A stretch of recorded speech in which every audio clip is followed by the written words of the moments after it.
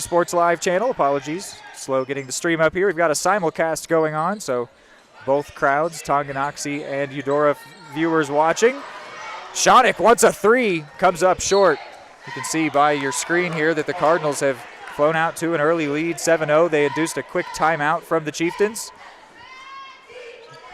It was a three from Dieterding, two from the free throw line from Keltner, and then Ava Dye with a breakaway layup. Yeah, there's nothing to complain about for the Cards at this point. They've done just about everything right, offensively, defensively, from the free throw line. They've been good all across the board, and the Chieftains just haven't been able to get any momentum rolling yet. But, of course, still so early on. A lot left to change. The Chieftains having their best start to a season for the varsity ladies in quite a while, since 2014, the last time they beat these Eudora Cardinals. Still yet to score in this one. Dye rebounds. Having to work hard against Farah Halza. Shot from the corner, Warren, no good. Rebounded by Schonik.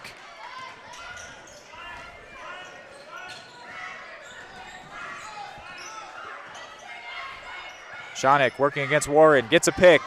Drives, wants to score here, and she will. First points for the Chieftains. Come by way of Alyssa Schonik. She's looked the most likely so far. Dieterding, no-look pass for Warren. She wants another three. Might have been on the line. It's good. What do they call? They will say it is a long two for Warren. 9-2 is our score. Of course, you can never complain about points, but that's one Warren may really be close. wishing. She was on the line. I saw it myself, but she could have easily scored the three. It would have been almost no difference on the shot. Absolutely. But it's a great shot nonetheless from Warren, and it's contributed to this Cardinals' early lead, which is now under a little bit more siege, as this will be an inbound for the Chieftains following a foul on Rychek. Third against the Cards, first for her. They've got a good shot to get an answer here. Again, a little bit of momentum can go a long way early on, just in setting the tone and not letting the Cards completely control the start of this thing. No good on her first.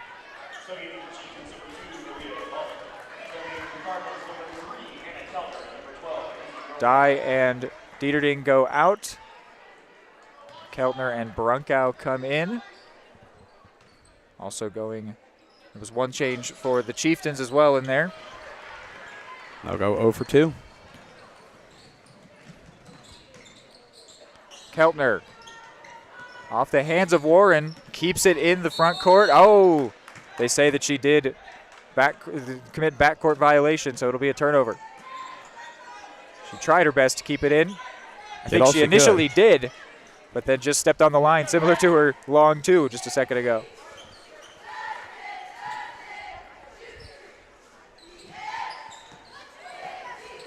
Brunkow got a hand in.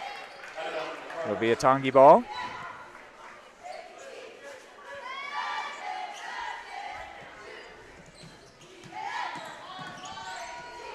Schonik finds Schooler. In the corner, driving in, here's Halza. Put up from Maslak, and just over the rim there. So now Owens leading the team downfield. She's got a couple down court, excuse me. Brunkow drives. Keltner. She wants it herself. High off the glass, no good. Taken down by Halza. And after a couple of, mainly starting from that three from Dieterding, there was a little hot scoring start for the Cards, but since stalled out, become a little more defensive. Both teams doing a really good job of clogging up those lanes for the opposing side. What? Oh, wow. I thought Schonik had that one. It was a great play nonetheless, but couldn't put the finishing touch on it, just barely. Brunkow, no look, out for Owens, and Owens went for the layup and will be fouled, so she'll go to the line.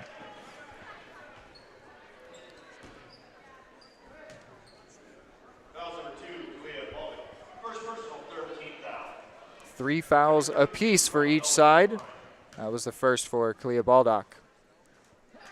Owens puts the first one in. Carly Owens, freshman, has been regularly appearing off the bench, and she's been always getting into getting some scoring done. Maybe not a lot necessarily, but always one of those to put a basket away. Gets her first point here today. Which is impressive to be getting meaningful minutes. Now she wants a long two, and no good.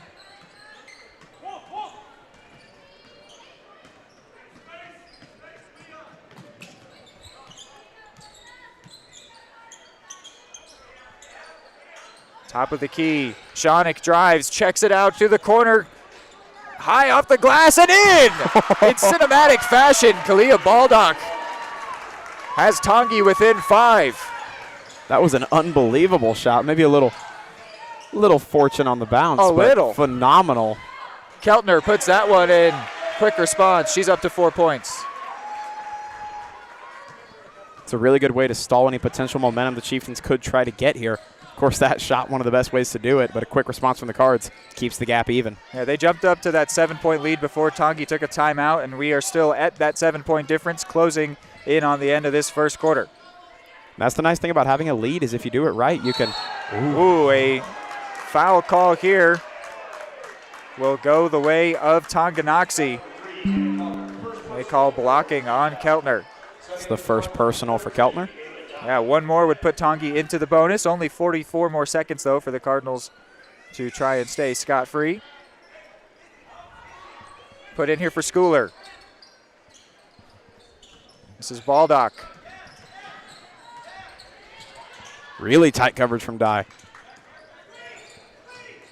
Shawnick driving, and what do we got here? A jump ball is the call.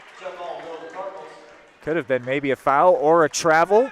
In the end, they go with the jump ball, which goes the way of the Cards. Shot clock off now, 31 seconds left before we go to a break. Looks like the Cards going to take the conservative approach, try to run a little bit of clock off here. Of course, no shot clock, no concern. They can run all of it if they'd like to. Yeah, no need to force anything.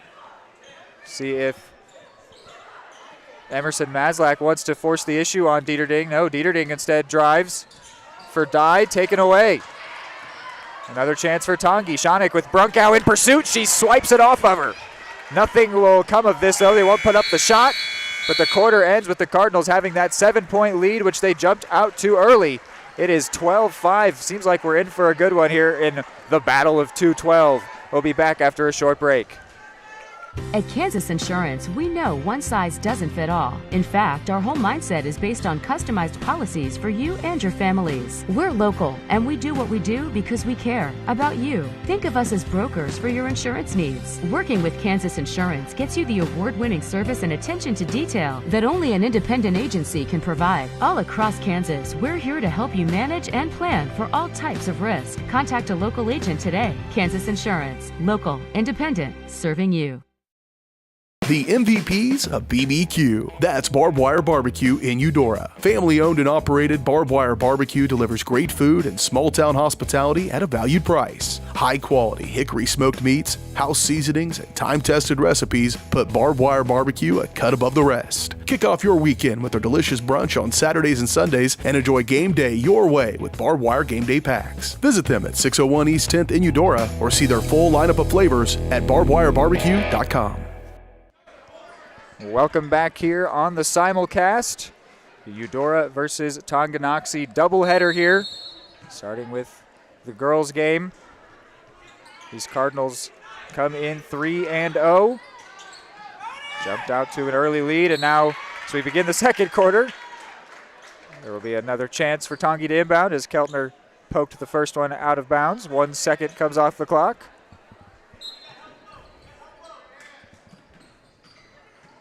This one for Shawnick. And now Maslak again back to Shawnick in the corner, working against Dieterding. Step back, shoots for 3, she's got it. Put her at 5, she takes the team lead and puts her team within 4. What a beautiful step back 3 in the corner. It's beautiful. And again, trying to get a little bit of momentum. That's the kind of thing that'll do it. Dieterding contemplating trying for a 3 of her own. Instead was looking for a foul and won't get it. Taken away by Schooler. And then Brunkow gets a hand on it. She can keep this one. Finds Ava Dye. Shoots herself and scores. What a finish from Dye. She's tied for the team lead with 4. She's been a role player from the first game of this season for the varsity girls. I believe the freshman out there making an impact. She's been making a significant impact on every single game this season. as one of, if not the youngest players on the entire roster. That ball was kept in really well by Shonik. Will it result in points? That's the Another second time. cinematic three. This time it's Adlin Johnson. That's two of them. That was almost the exact same shot. You've got to give a shout out to Shonik for keeping that one in just barely. Now the Cardinals quickly respond with a three of their own. It's Brunkow. Twice they've done that to that cinematic three, and then twice that the Cardinals have quickly responded. That's massive. I mean, Tongi reeling in a little closer, but the Cards doing a really good job to keep the Chieftains from just taking over the game. Just kind of turns into a back and forth every time the Chieftains put up a big point. You know, once is luck, Hayden, twice is skill. They must be practicing how to finish threes like Hollywood. It's working. Give them that much. Timeout will be taken here. We will go ahead and do the same quickly. 30 seconds and we're back. At Kansas Insurance, we Just like the Cardinals are striving for success, Kaw Valley State Bank's mission is your success. At Kaw Valley State Bank, they provide the best, most efficient, courteous, and professional banking services possible. And at Kaw Valley, they recognize that the customer and their satisfaction is the most important ingredient to growing their community. With all the services you've come to expect from the hometown partner you deserve, Kaw Valley State Bank, online at kvsb.com, a proud supporter of Eudora Schools. 16-11 our score. Tongi to inbound. Shonik has been the heart of her team so far, leading scorer. Inbounds for Schooler. Now here's Ashlyn Brune, and Dye gets high to rebound it. She'll look to finish this one herself, draws a foul, and nearly an and one. She'll go to the free throw line with a couple. It's Maslak hit with her second.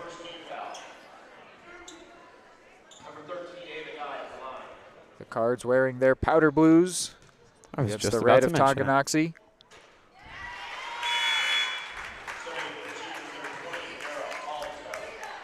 Farrah Halza will come in, take the spot of Emerson Maslak.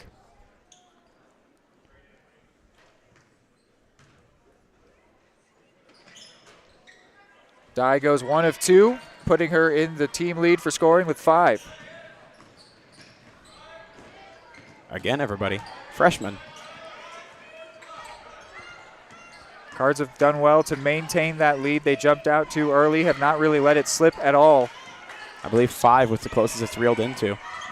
Driving here is Adlin Johnson. Getting high, couldn't get it.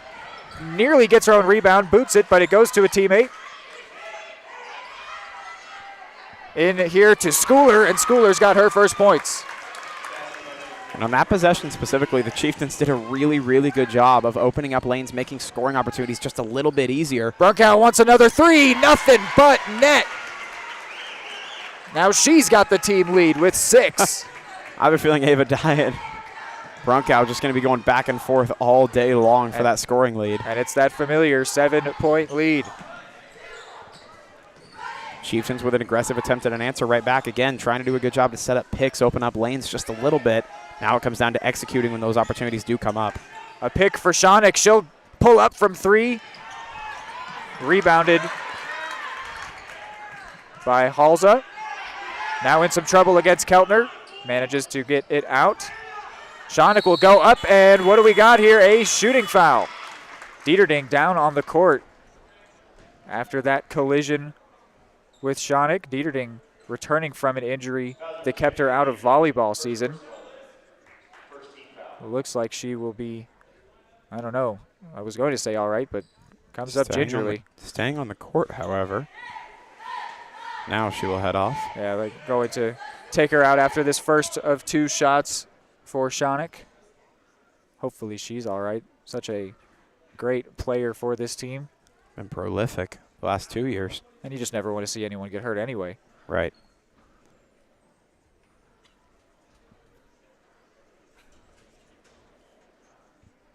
Hold up here as Keltner ties her shoe. Somebody said 2 bunny ears. Now she's got to tie the left one. Some comedians over in the Cards side of the stands, inevitably. You know, that time it took helped Dieterding seemingly feel a little better, pulled away from the sideline at least. I imagine they'll still take her out, but I'd say positive signs. Schoenig sinks the first. Now Dieterding will come out. Along with Kuntz and Keltner. Coming in is Owens, Rychek, and Warren. Dieterding on that play was hit with a foul. It's her first of the game and first of the quarter for the Cards. 1 of 2 goes Schoenig. And now whistles will blow quickly again. The jump ball goes to the Cardinals once again.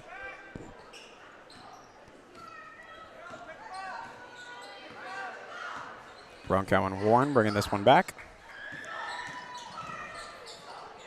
Brunkow didn't have a perfect handle on it, but did well enough. Maybe trying to set up that long three again. She's been phenomenal at it all day long. Dye under some pressure, is able to get out of it. Sets a pick for Brunkow, short 2, she's got it again, nothing but net. She's got the rim measured right now. Really good touch on that one as well. Wasn't as long as the previous shots, and a really good job to set her feet, calculate it, put that thing right where it needed to be, despite the fact that it was a tough shot, not an easy one. And it sort of came out of nothing. It was great communication. Meanwhile, a bucket for Brune, her first points. I was going to say it was great communication by Dye and Brunkow to create that pick and shot. Speaking of, Brunkow again. Dye shooting inside the paint, bounces off the rim, no good. Again, though, Cards doing a really, really good job to maintain that lead. That's the nice thing about grabbing one of those early leads is if you do it right, you can kind of just coast on it and maintain it throughout the entirety of the day. Cards looking to take that approach. Schoenig will shoot, no good. And then the rebound goes off the bottom of the glass and a foul is called. A look of disbelief from Schooler. It is her that's being called for her first, second against Tongi. Still can't quite believe it. Dieterding is back, taking the spot of Brunkow. Didn't look like it based off the hit, but there's a chance. Just got the wind knocked out of her, needed to get her breath back for a second. Those kind of impacts can do that. The leader of the team, the sophomore, the year 10, wearing 10, lays it off for Dye. Dye will drive, shoot, and score. She's up to 7.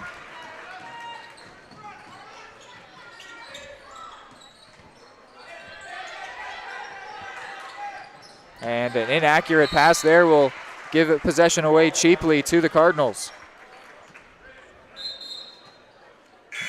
Now coming back in, Emerson Maslak will go in for Adlin Johnson. Coaches almost looked like they were trying to call Bryn Dieterding back to the sideline on that one as well. Probably would have been for a play call rather than anything else. Yes. She will pull up from short, or long 2, excuse me. She's got it, up to 5 points. She saw the lane, didn't pass up the chance. Cardinals lead is 10. What do we have, 3 or 4 Cardinals over 5 points? Yep, 3. It's wow. Dye, Brunkow, and Dieterding. And here's Dye, maybe looking for more, or Dieterding. And a travel call. That one was pretty clear to see on Ava Dye.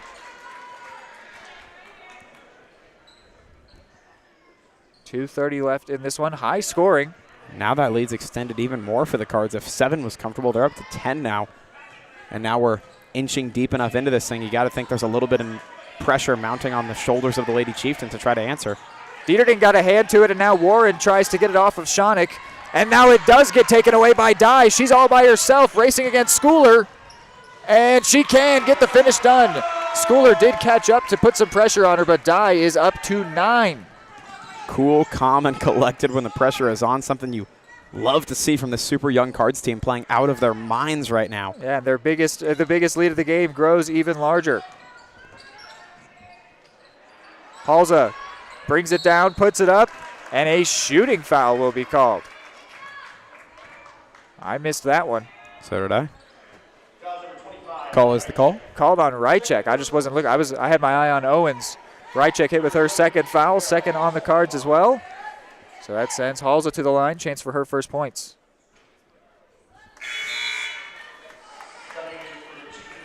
Coming in is Kalia Baldock.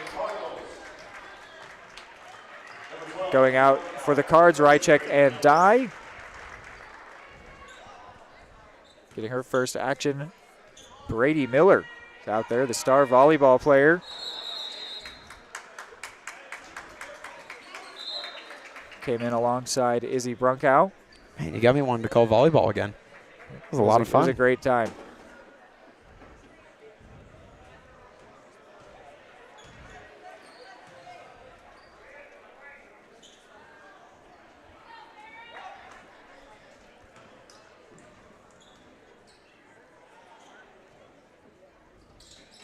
And 0 for 2 goes Maslak from the line. So the lead stays at 12, could grow larger. Avery Warren, now Izzy Brunkow. Carly Owens shoots and scores. She's got 3 points. The Cards lead is 2 touchdowns, 14 up, 30-16. 2 touchdowns and 2 extra points to you.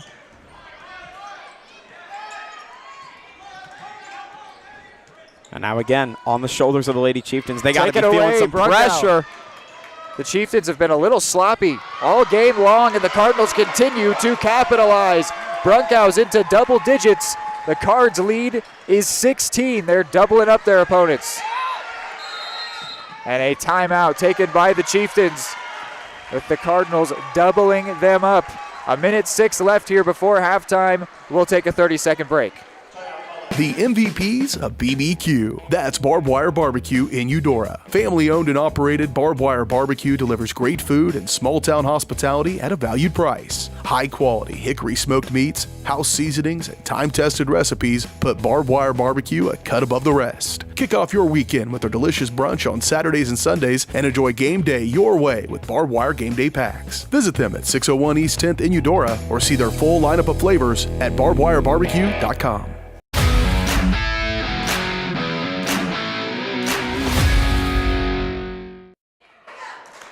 Back from the break here, Hayden, with the Cardinals now with a massive lead, 32-16. There's just been a little bit of a lack of control for the Chieftains in terms of possession. They've given it away cheaply a few times, or the Cardinals have just played really good defense. Give credit where it's due. Yeah, the Cardinals have swiped it away from them on multiple occasions, and then finishing on the fast break is no easy task. They've been doing it really, really well. It's an interesting first half that we're seeing here. I don't think that the Chieftains are a much superior team in terms of the quality, but they just haven't been connecting on passes, or the Cardinals have had some really sharp defense. Yeah. And they find themselves down in a tough spot here. Yeah, and of course they've been a little bit sloppy all day long, but those mistakes are just compounded worse and worse when the gap starts to grow a little larger, because now you're seeing a little bit of that nerve and desperation coming out, and those mistakes are getting amplified so far. You're seeing it a little more often as this deficit grows a little bit larger.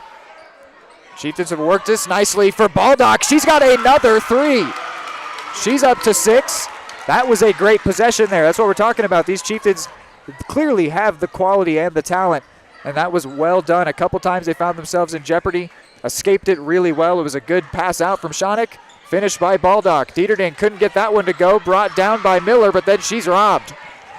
Yeah, they've got to play well, but if the Chieftains play this thing right, they're a talented and well-coached enough team. They can get right back into this thing if they start executing. Trying to bring it closer before we go to halftime. They're doing a good job with the setups. It's just, again, executing in those moments. They got to keep their composure, not freak out here going into half. Here's a 3. 1 second left. Can she get it up? Owens will not pull up for a buzzer beater shot. So 32-19 is our halftime score. It's a 13-point lead for the Cardinals after they led by 7 at the end of the first. When we're back, it's our halftime show here on the simulcast doubleheader on Varsity Sports Live.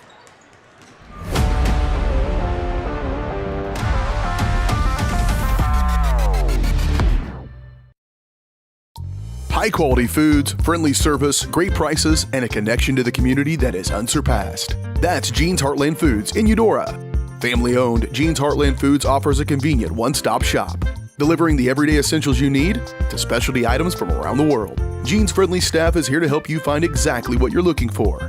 You have options when it comes to feeding your family. Choose to support local. Choose Jean's Heartland Foods, 1402 Church Street in Eudora, or online at heartlandfoodstores.com. What would happen if I had to pick up the phone, call 911 for one of my family members or one of my neighbors? What would I do if no one was on the other end to respond? What if there was no 911? that you can be a part of the solution. Anybody can be a firefighter, male, female, younger, older. We have school teachers, we have leaders in business. Is me, you, anyone that wants to be. There is no typical firefighter. More time before you wake up in the wild. Our natural world needs us now. Step by step, side by side, together, we can find a way to ensure that all life on Earth can thrive. To learn more about how you can help protect and conserve nature, visit nature.org.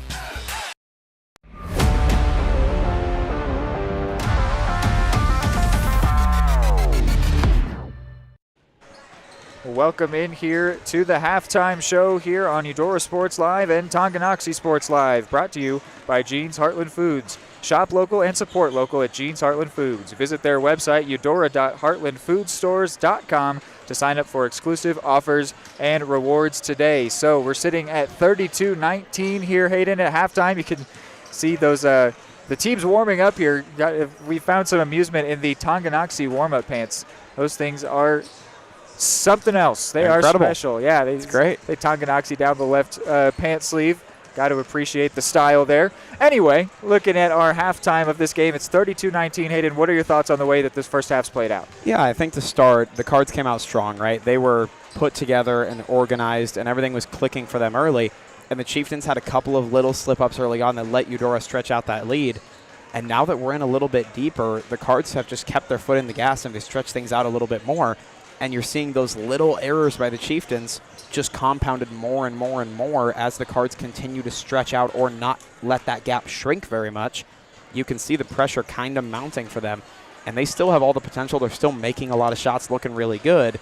This game's far from over, but the Cards have looked really, really consistent the entire way through, and Tongi has just looked a little bit nervous, a little bit messy to this point.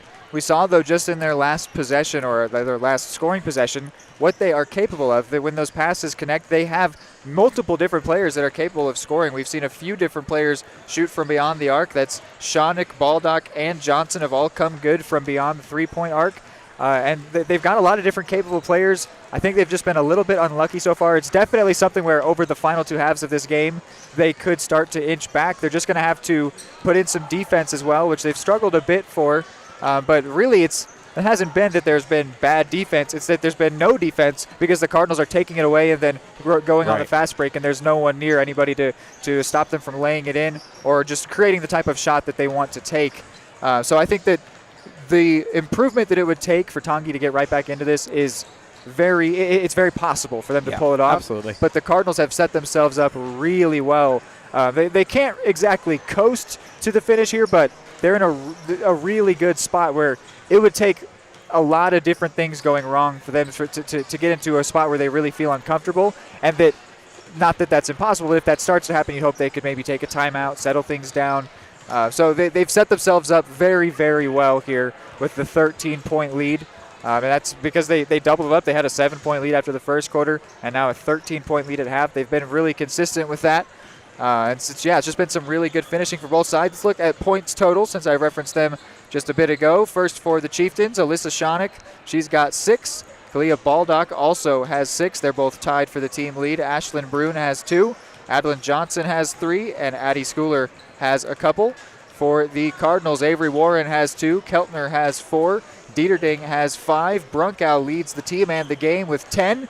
Ava Dye with 9. And Carly Owens with 3. So that is the scoring for the teams here so far. We got 5 minutes left before halftime. We will go to another break here on the Jean's Heartland Foods halftime show, but keep it here for more basketball. Number one, obviously, is safety. We definitely call 811 to find out if there are any buried lines, fiber optic, whether it be telephone or pipeline or anything. Don't take a chance. Don't think you know and say, well, I don't remember anything being put in there. Call 811 and make sure that that's identified, that there isn't something there before you make that crossing. Because in the end, we want everybody going home. Prescription drug pricing points to corporate Freedom of the press is about your right to know. It's about your right to be informed. Today, there are real threats to press freedom and your right to know about the world around us. We must protect our right to know, no matter what kind of news is important to you. Before it's too late, understand the threats. ProtectPressFreedom.org. The MVPs of BBQ. That's Barbed Wire Barbecue in Eudora. Family owned and operated, Barbed Wire Barbecue delivers great food and small town hospitality at a valued price. High quality hickory smoked meats, house seasonings, and time tested recipes put Barbed Wire Barbecue a cut above the rest. Kick off your weekend with their delicious brunch on Saturdays and Sundays and enjoy game day your way with Barbed Wire Game Day Packs. Visit them at 601 East 10th in Eudora or see their full lineup of flavors at barbedwirebarbecue.com. Are you looking for a trusted partner in pet care? Look no further than Eudora Animal Hospital, proudly serving Eudora and the surrounding area since 1975. Eudora Animal Hospital offers a wide range of services, including wellness exams, surgeries, routine vaccinations, and emergency care. I just want to thank everybody in the community for trusting us with the care of their animals, and go Dogs! Schedule an appointment by calling 785-542-3265 or visit eudoravet.com.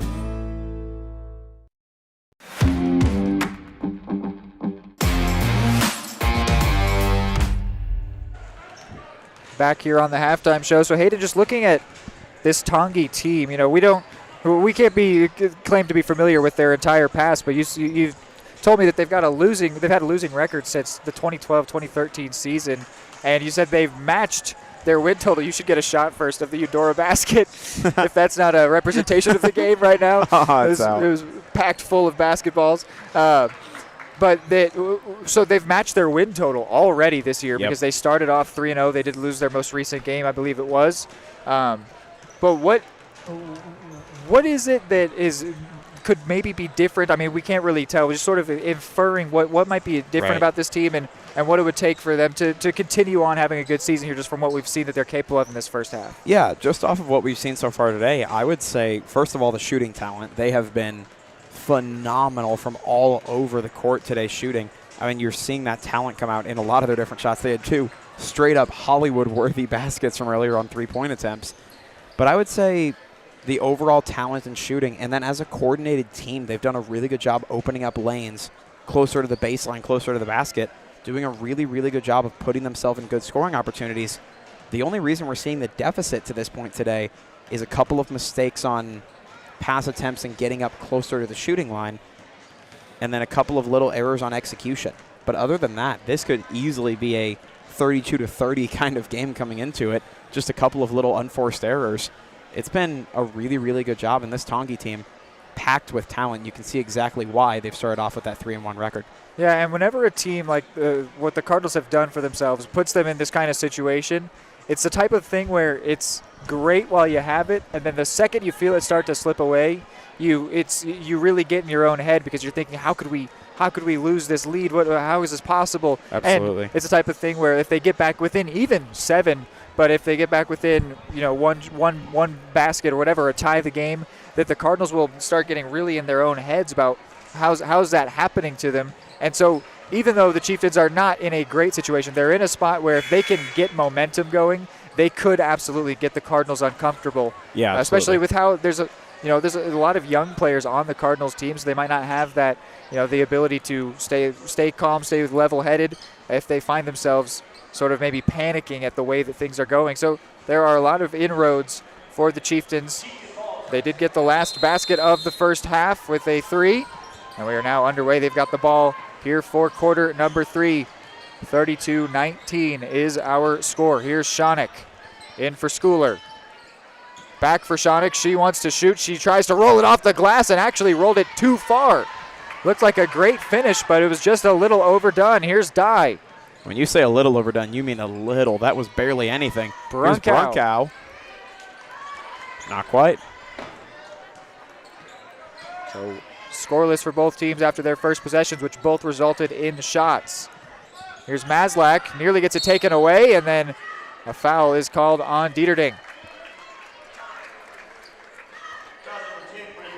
Second for her. First, obviously, of this quarter.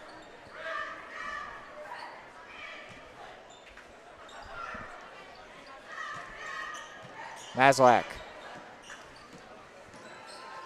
To the corner for Baldock. She's dangerous from beyond the arc. Passes up the chance, though. Jump pass from Shonik is too high over the head of the 6'1 schooler.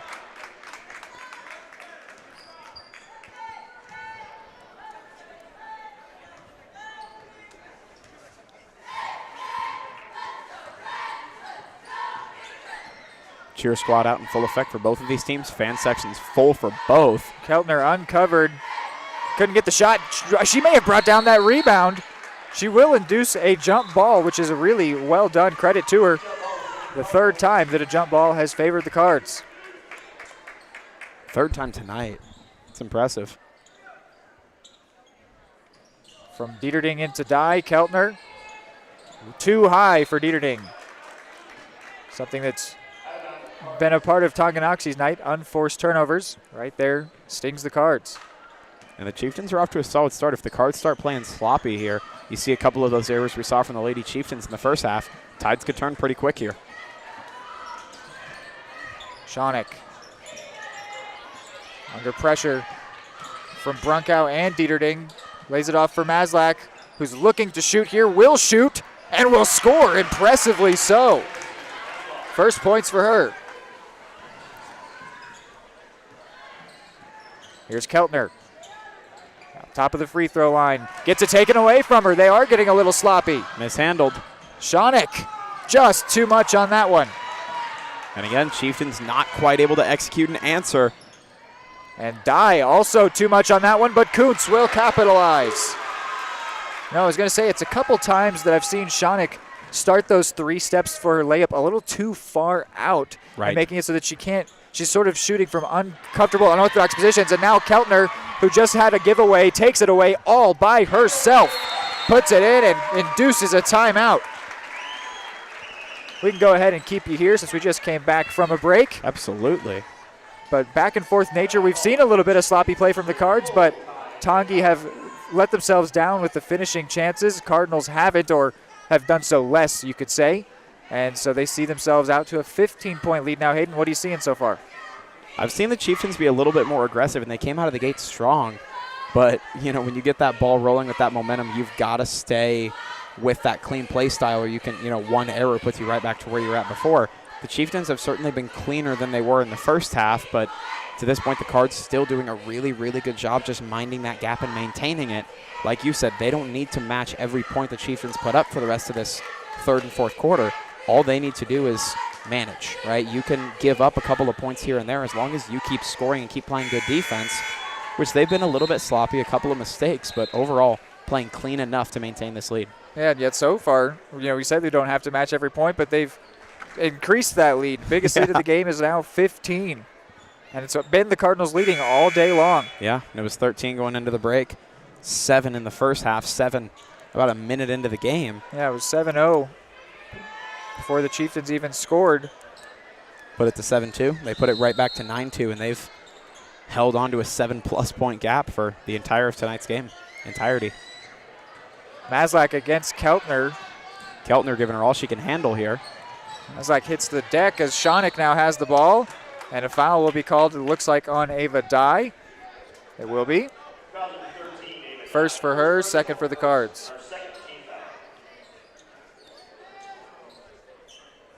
And this is an opportunity, of course. Still time left, but the Chieftains got to start getting that ball rolling now. Here's an attempt to get back into it. Scoring is Shonik. The leader of her team, without a doubt, has 8. And Brunkow wants a quick response, couldn't get it. Keltner brings it down. Checks it out to Dye. She wants a three. She won't get it. But then Brunkow rebounds and finishes. You could see the way that the Cardinals wanted to formulate that quick response. Yeah. Brunkow wanted to take that three early and then checked it out to Dye, and in the end they come away with points. Chieftains want a quick response of their own, won't get it. Now Dieterding on the fast break. Puts it up, and it'll be an and one.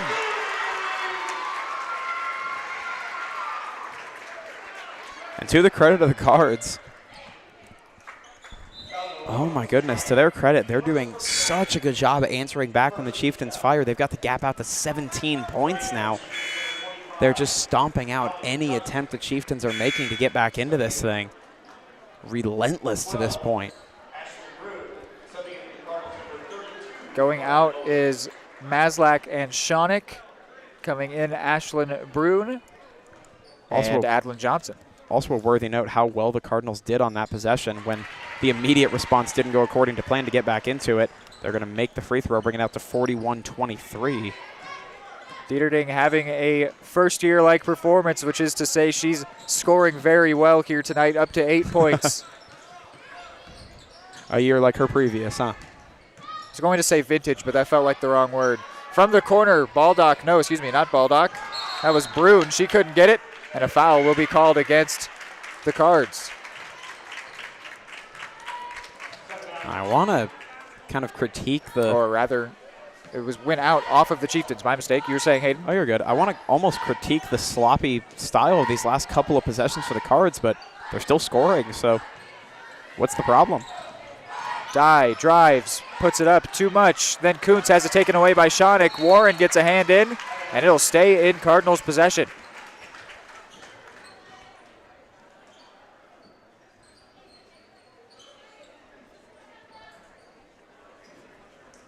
The lead has just continued to swell for the Cardinals, up to 18. Feels like more of a defensive matter at this point. Chieftains able to put up points. They're just unable to stop those quick responses from the Cards. Here's Dieterding. Dieterding found herself in some space, pulled up, didn't miss. The lead's 20. She's got 10.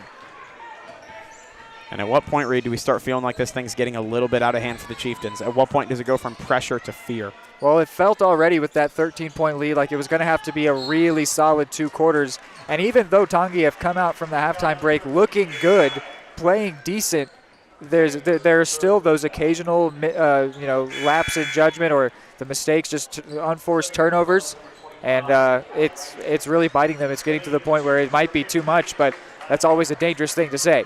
Yeah, and I think the problem has been, even though the Chieftains have played better, the Cards have just answered every single time. I mean, Rychek just came in, and she takes that one away, taking the spot of Kuntz.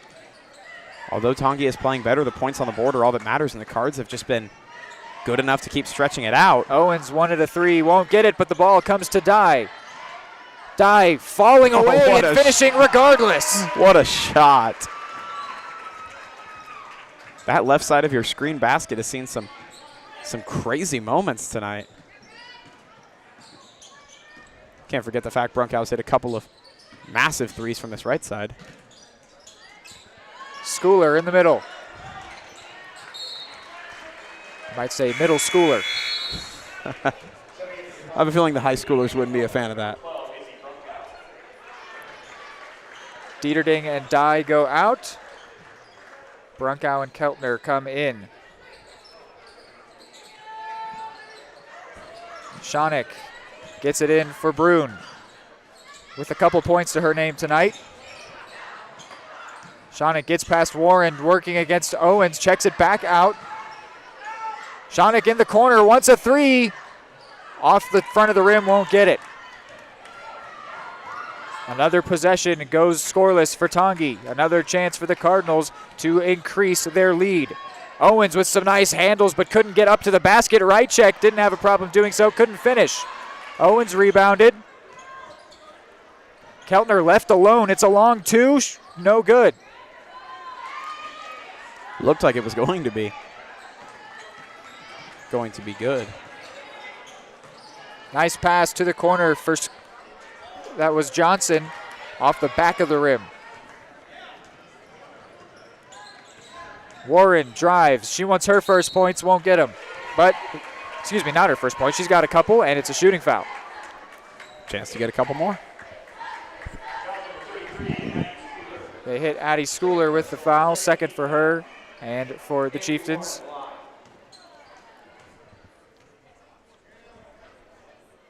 She will add to her tally, at least one. If you look down to your bottom left during these free throws, you'll be able to see the Eudora student section going dead silent, giving all the silent cheers that they possibly can to their team. Works more often than not so far this season. Miller comes in for Owens. A couple changes for Tongi. Going out was Schooler and Schonik. And Warren goes 2 for 2 from the line. And Reed, it's worth mentioning, when I was going through the previous games over the last decade or so between these two, noticed a lot of really high-scoring point totals from the Cardinals, even though the records have certainly been different. A lot of close games, but a lot of 50 and 60-point totals for the Cards, and they're knocking on the door of that once again tonight. Here's Brune. Jump pass to the corner just enough to get it past Brady Miller, and then Maslak too far underneath the glass to finish. Rychek on a fast break. She's got Brune chasing her down. A beautiful stop to lose the defender, but then couldn't finish, and then a diving save from Brunkow, and it's a Cardinals ball. Really good effort right there at the end. Didn't end up counting, but really nice attempt to keep that ball in bounds, and then the setup and make by Keltner. Now Dieterding returns to the game for Avery Warren. Also worth noting, we love to see Bryn Dieterding out there looking capable after a scary little hit in that first half. A minute 45 to go here for Tongi. Find themselves down by a whopping 24. It's getting tough.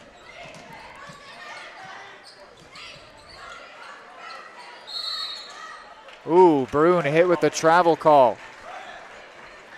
The tough gets tougher. You could stick that on the list of the unforced turnovers, unfortunately for her. That was a tough call, but the ref was right there, so I'd be inclined to believe him. Yeah. Jump pass into Keltner all by herself, couldn't finish.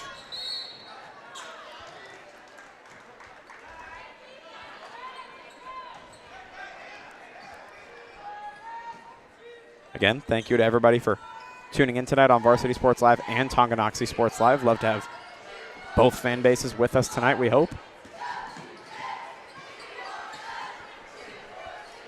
Here's Brune. For Maslak at the top of the three-point arc. She gets a pick, lays it up, and finishes. She's up to 4 points.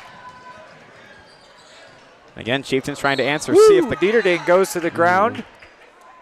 Again, she stays down for a bit, but is helped up by Rychek. And the foul will go against Maslak. It's a third against her and the Chieftains. You were saying, Hayden?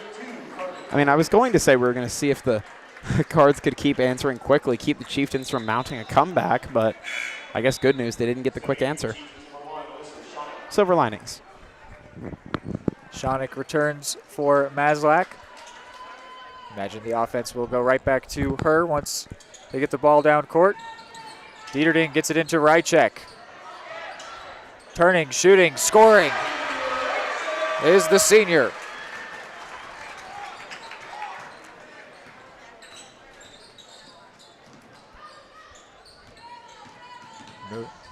Moving it around, working against Dieterding now is Farah Halza. Owens took it away, and a foul call. Goes against Farah Halza. So that's a fourth against Tongi, a second against her. Shot clock now off. And a timeout will be taken. If it's a full, we'll send you to a break. If not, we can go ahead and keep you here. It is a full, so we'll send you to a 30-second. We'll take you right back. Eudora Parks and Recreation is committed to creating community through parks, people, and programs. Their goal is to provide recreational opportunities for the community of Eudora that will enhance and promote a healthy lifestyle for all ages. The Eudora Parks and Recreation Department gives Eudora residents and others from surrounding communities the opportunity for family-oriented activities. Visit their website at eudoraparksandrec.org to view their youth and adult programs, leagues, memberships, facilities, activity guides, and more, and follow them on all social media at Eudora Parks and Rec. Back here from the timeout, or with few seconds left in the timeout.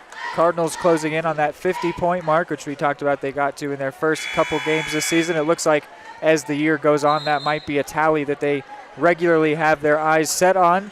And since we are only in the third quarter here, I don't think that will be any challenge for them at all.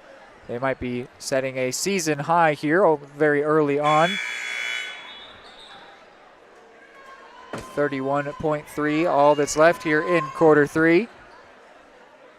It's been a slow start to the second half for the Chieftains.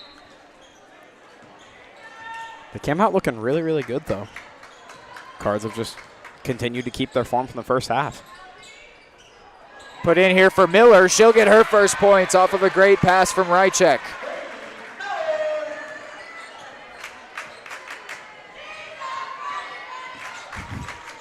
Chance of she's a freshman from the Eudora side. Here's a 3 attempt for the Tonganoxie. Going to bounce off, no good. 5 seconds left. Will Dieterding put up a buzzer beater attempt? Comes up short. Buzzer sounds. 51-25 is our score as we head to quarter number 4, as we are about to wrap up the first game here of this doubleheader on Varsity Sports Live.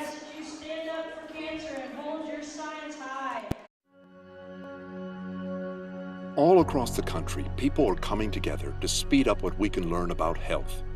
The All of Us Research Program is calling on 1 million people to join us as we try to change the future of health. For your family, for future generations, for all of us.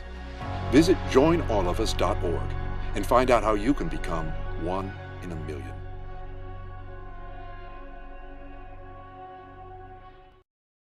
The MVPs of BBQ. That's Barbed Wire Barbecue in Eudora. Family owned and operated, Barbed Wire Barbecue delivers great food and small town hospitality at a valued price. High quality hickory smoked meats, house seasonings, and time tested recipes put Barbed Wire Barbecue a cut above the rest. Kick off your weekend with their delicious brunch on Saturdays and Sundays and enjoy game day your way with Barbed Wire Game Day Packs. Visit them at 601 East 10th in Eudora or see their full lineup of flavors at barbedwirebarbecue.com. Back here for quarter number 4. Tongi starting with the ball here.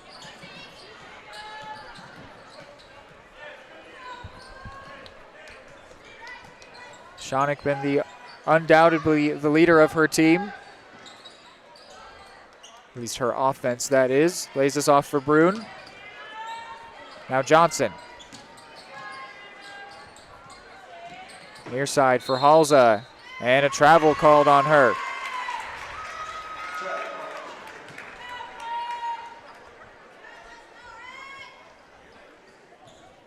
The difference between these two teams is that it's the turnovers, Hayden. It really has been. It's been things like that, the travels or inaccurate passes or just straight up getting it taken away. It's been good defense also from the Cards. It's not just simply mistakes from the Chieftains, but it's been a mix of both. And the Cardinals just continue to score when the opportunities have come. Dye matching her jersey number. She's up to 13 tonight here in the fourth quarter. These two teams, when it comes to the play out on the court, I think are very even. But there's just been some mistakes, and the Cardinals have capitalized, and they continue to capitalize and continue to run away. Johnson missed, and then underneath the basket, couldn't put that one away. Yeah, don't get it wrong. There's been a couple of forced errors from the Cardinals defense for sure.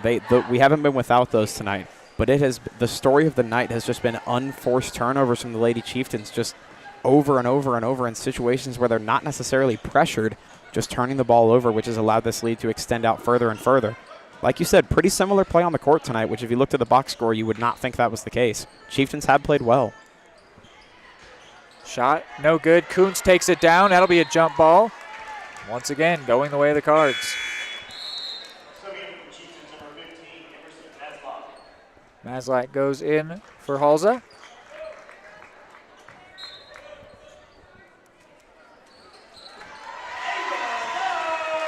Dye gets that one to go. She's up to 15.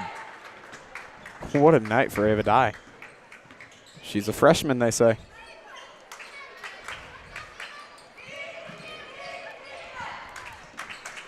Chieftains looking for anything now. Travel before that shot went in from Johnson.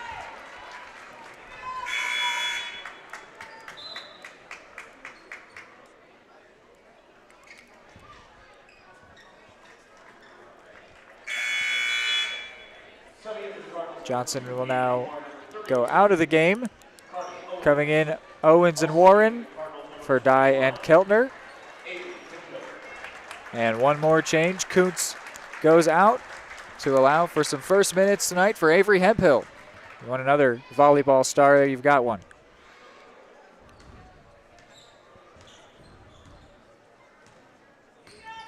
Man, I miss volleyball. We love our basketball games, but that was an unexpected surprise for you and I last fall. We loved those games. Maslak for Weehee. Bryn Dieterding all over on the tight coverage. Maslak shooting from behind the glass. Would have been really tough to put that one away. Dieterding quarterbacks it to Owens. Owens being chased by Schoeneck will draw a shooting foul. Nicely done.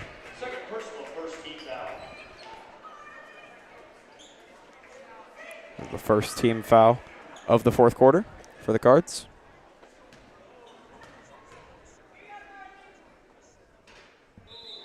First attempt is off and no good. She was 1 for 2 coming in. Now sitting at 1 for 3. Miller comes in for Brunkow. And Allison also comes in to the game.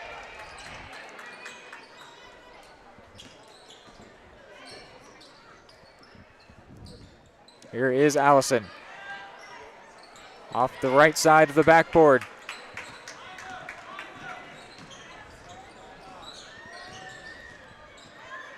Here's Brune, lays it off to Schoeneck. 4.5 to go in this one. High pass there, looking for Schooler, couldn't get her.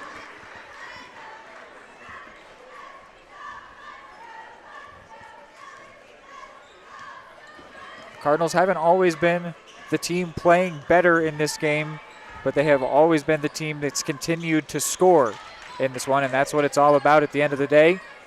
That's how we find ourselves in this spot. Owens hit Miller in the face with that one. She wasn't ready for it. Schoeneck will pull up from 3 and won't get it. Allison brings it down. Schoeneck relentless on those 3-point attempts tonight, though. Got to respect the effort. One's going to go in at some point. Super relentless effort. Eventually, one is going to go in. The Cards not necessarily respecting it at the moment. They're going to make them eventually. Warren gets it in for Miller.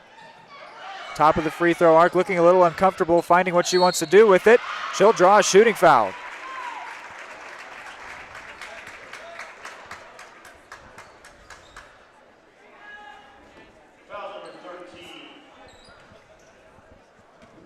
They hit Ashlyn Brune with the foul. First for her, second for the Chieftains. Miller couldn't get the first to go.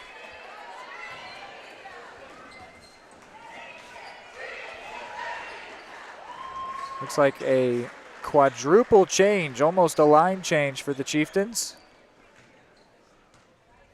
The only one that stayed on was Brune. Miller gets that to go. She's up to 3 points.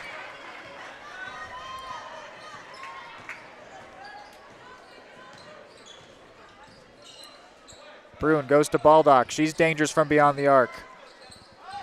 Johnson is as well. Tried to get that one in, but taken away by Lori Brooks, getting her first minutes. She snuck in on me, didn't call her name when she came in. Brooks puts up a pick. Owens couldn't finish, but then taken down by Miller, and a foul was called before the shot went up. Lori Brooks, 5'10 sophomore, getting her first minutes in that number 14 jersey. Here she is. Working hard to try and find some space to do something here with the ball. She'll pass for Owens. Owens finds some space, drove in well, couldn't finish with the left hand. Oh, nice attempt, though. So nearly a cool finish for some good points. Brune. Halza. Out for Baldock. Halza working against Hemphill. And then she ended up hitting it off. I don't know if that was her knee or Owens. but it was definitely need away from possession. And we've got a running clock here now. Halza gets this one in for Johnson. They pass it around for Baldock. Some nice movement. Johnson once more. She'll shoot from 3. She'll get it. Not for the first time. Second for her. She's up to 6 points. Nothing but net, by the way, from Adlin Johnson. Owen's layup won't go. Halza takes it away. Maybe now a fast break for Tongi. Adlin Johnson again working against Hemphill. Lays it in, and it'll be an and one. Under 60 to go. Adlin Johnson taking control of these last few moments of the game. First for Hemphill and first for the Cards.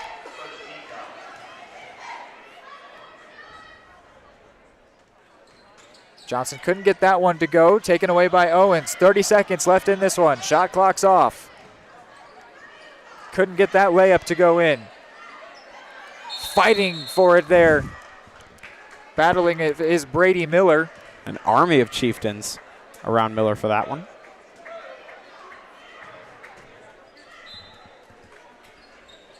Eight seconds to go. And a foul call. I don't think we'll see the ensuing free throws from Miller because we will hit the end of this game. Will they have her played out? No, this game is over. 56-30 is the final score. The Cardinals, the Lady Cardinals that is, stay undefeated as they are now 4-0. The Chieftains fall to 3-2.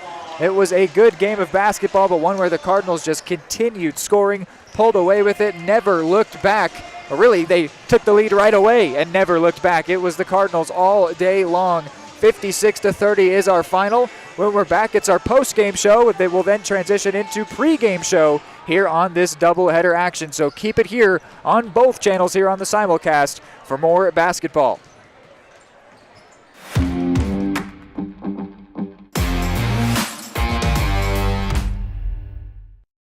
Are you looking for a trusted partner in pet care? Look no further than Eudora Animal Hospital, proudly serving Eudora and the surrounding area since 1975. Eudora Animal Hospital offers a wide range of services, including wellness exams, surgeries, routine vaccinations, and emergency care. I just want to thank everybody in the community for trusting us with the care of their animals, and go Cards!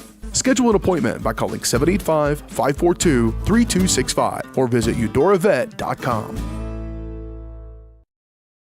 Just like the Cardinals are striving for success, Kaw Valley State Bank's mission is your success. At Kaw Valley State Bank, they provide the best, most efficient, courteous, and professional banking services possible. And at Kaw Valley, they recognize that the customer and their satisfaction is the most important ingredient to growing their community. With all the services you've come to expect from the hometown partner you deserve, Kaw Valley State Bank, online at kvsb.com, a proud supporter of Eudora Schools. Everybody can make something because I think everyone has a spark of creativity, and the reason that I have to keep making is because I don't think my life would be as fulfilling without it. If you make things yourself, that means you're not cowering in fear. You're out there taking chances. That, I think, is my way of saying I love you to the world. All right, now I want to hear why you make. Share your own Why I Make story today. Visit whyimake.org. At Kansas Insurance, we know one size doesn't fit all. In fact, our whole mindset is based on customized policies for you and your families. We're local, and we do what we do because we care about you. Think of us as brokers for your insurance needs. Working with Kansas Insurance gets you the award-winning service and attention to detail that only an independent agency can provide. All across Kansas, we're here to help you manage and plan for all types of risk. Contact a local agent today. Kansas Insurance. Local, independent, serving you.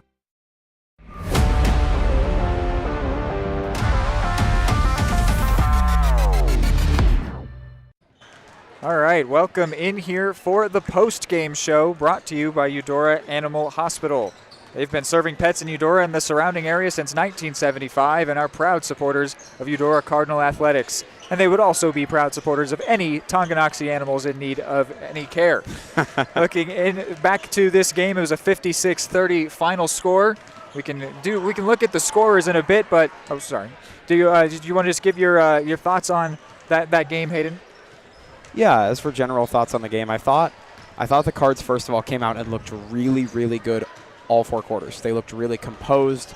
They were not really missing opportunities when they were given. They took advantage of every shot they got. The shooting was good. The free throws were good. The defense was phenomenal tonight, allowing under 30. That was excellent. I mean, that was as good of a showing as we've seen this season from the Lady Cardinals, showing the culture that we've seen this year, that winning culture they've built, of course, undefeated now on the season with a couple of in-district wins. But they looked really, really good, and they played a good opponent. The Tonganoxie Chieftains looked really good in the second half. They looked good in the first half as well. The simple difference between these two teams, not lack of talent from the Chieftains at all. They were really good shooting, and the talent was just oozing from this roster. The main difference was just mistakes, turnovers, missed free throws, penalties, the little errors that you kind of shrug at when they happen, but they add up so much over the course of a game. The Chieftains simply made more of those today than the Cards did, but both teams put in a really good effort. The Chieftains look formidable for anybody they play with the simple fix of being a little bit better on defense and giving away the ball, and a little bit better at not committing those fouls and penalties at bad times. But Chieftains look really, really good. Not an easy out for anybody to play against this year, but a really good showing from the Cards. They look phenomenal. Yeah, and it'll be a while before either of these teams is playing again. For the Cards, it's a little sooner. On the 3rd, they'll be playing at Spring Hill. For the Chieftains, their next chance comes in Baldwin on the 7th. And I think it'll be interesting to see. I'm not sure what these teams will do with that break. I think it'll be a lot more just time with family. But for the Chieftains, they've gone a while till that next game. I think that there's a lot of things to reflect on. They did a lot of good. We talked about it enough during the broadcast, but they really did. The score is not exactly a fair reflection of the way it played. It's a fair reflection of how effective the Cardinals' strategy was, that they just pulled away with that game. But on the court, it really seemed a lot more even than that. There were just mistakes. There was good defensive plays, but we've beat the dead horse enough. The Chieftains look good. That score was a little unfair to them, and I think that they'll have a great chance in their next game against Baldwin.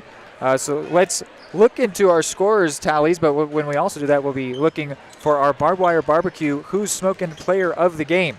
Enjoy the best barbecue in Douglas County at Barbed Wire Barbecue. For menu options, carry out, online orders, and more, visit their website, BARBWire.com. It's only 20 minutes away from Tonganoxie High School, by the way, so not out of consideration for any Chieftains either, and a great place to eat. So let's look at those scores tallies first for the Chieftains. 8 points for Alyssa Schoenick. She's tied for the team lead with Adlin Johnson, also had 8. Emerson Maslak had 4.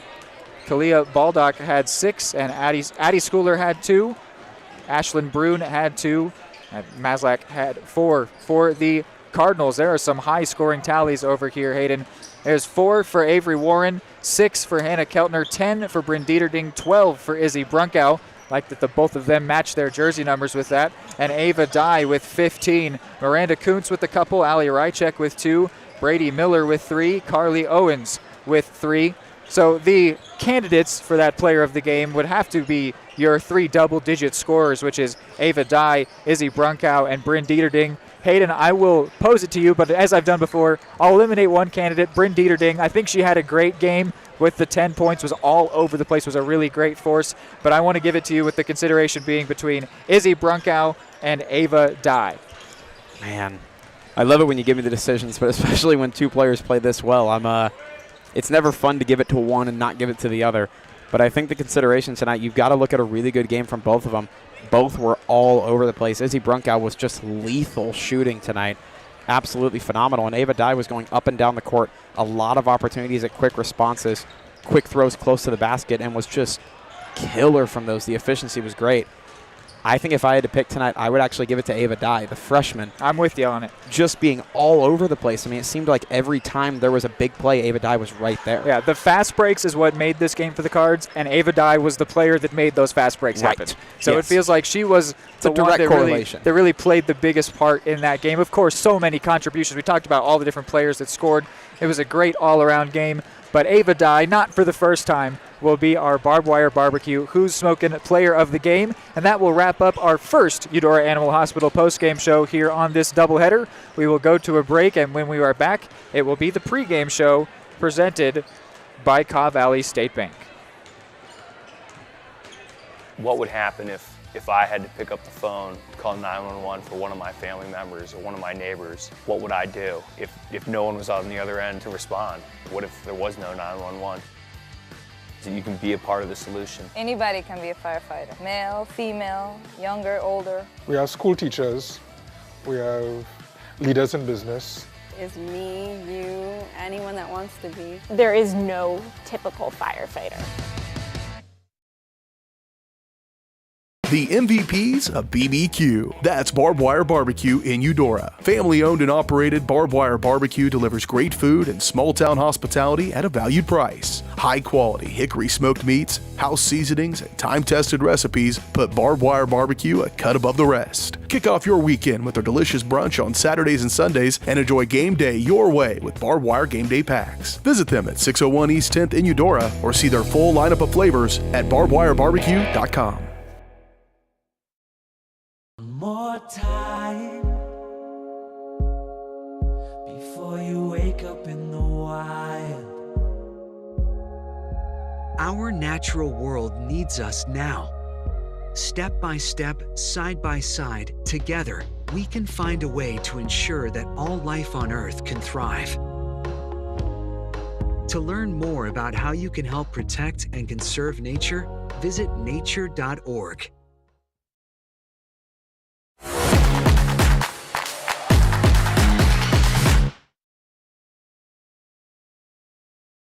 Question: what will you find on all over-the-counter or OTC medicine packages to help you choose the right drug and use it safely? The answer: the drug facts label. This label lists the medicine's active ingredients and purpose, how much to take, and warnings you should know before using it. Remember, even OTC medicines you buy without a prescription can cause side effects you don't want. So follow the information listed on the drug facts label. For more information, visit fda.gov/drug facts label. A message from the U.S. Food and Drug Administration. What would happen if I had to pick up the phone, call 911 for one of my family members or one of my neighbors? What would I do if no one was on the other end to respond? What if there was no 911? So you can be a part of the solution. Anybody can be a firefighter. Male, female, younger, older. We have school teachers. We have leaders in business. Is me, you, anyone that wants to be. There is no typical firefighter.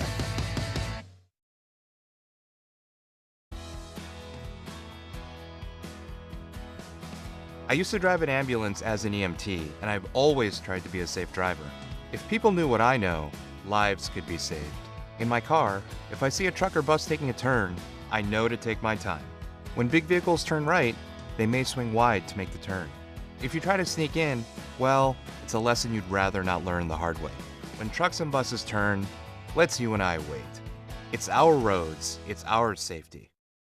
The MVPs of BBQ. That's Barbed Wire Barbecue in Eudora. Family owned and operated, Barbed Wire Barbecue delivers great food and small town hospitality at a valued price. High quality hickory smoked meats, house seasonings, and time tested recipes put Barbed Wire Barbecue a cut above the rest. Kick off your weekend with their delicious brunch on Saturdays and Sundays and enjoy game day your way with Barbed Wire Game Day Packs. Visit them at 601 East 10th in Eudora or see their full lineup of flavors at barbedwirebarbecue.com.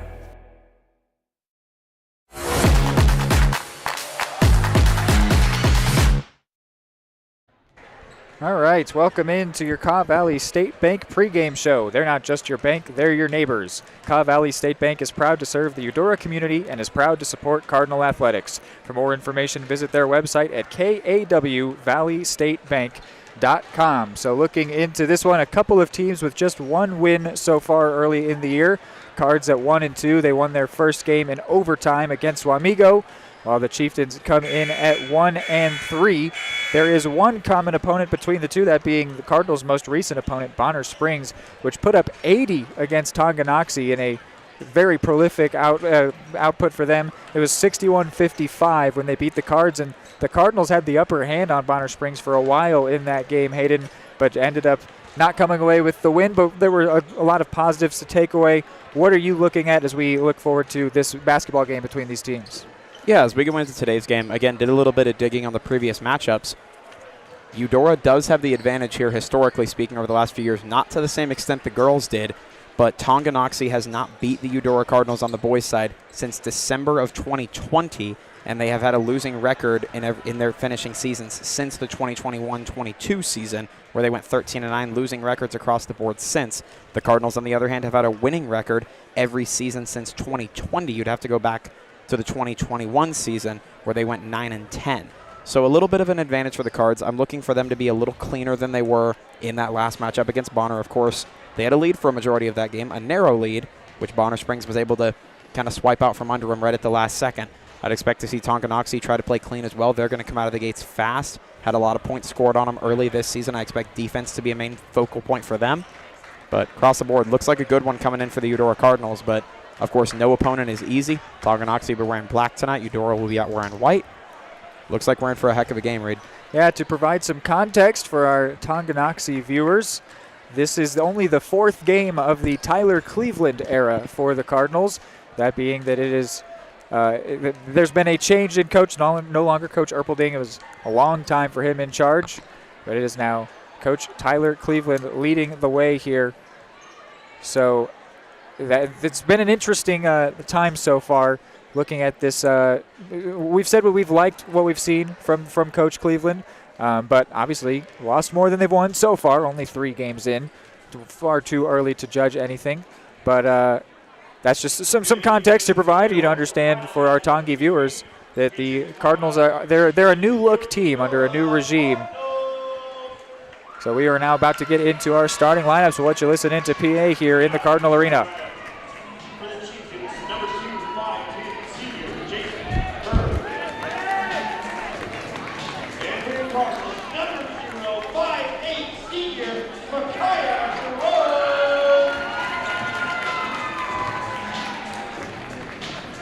For the Chieftains, number 4, 6'2", senior Talon Langford.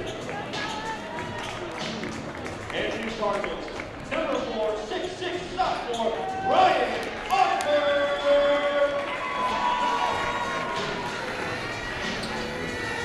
For the Chieftains, number 13, 6' senior Noah Carlton. For the Cardinals, number 5, 6'2", senior Harold Stevens.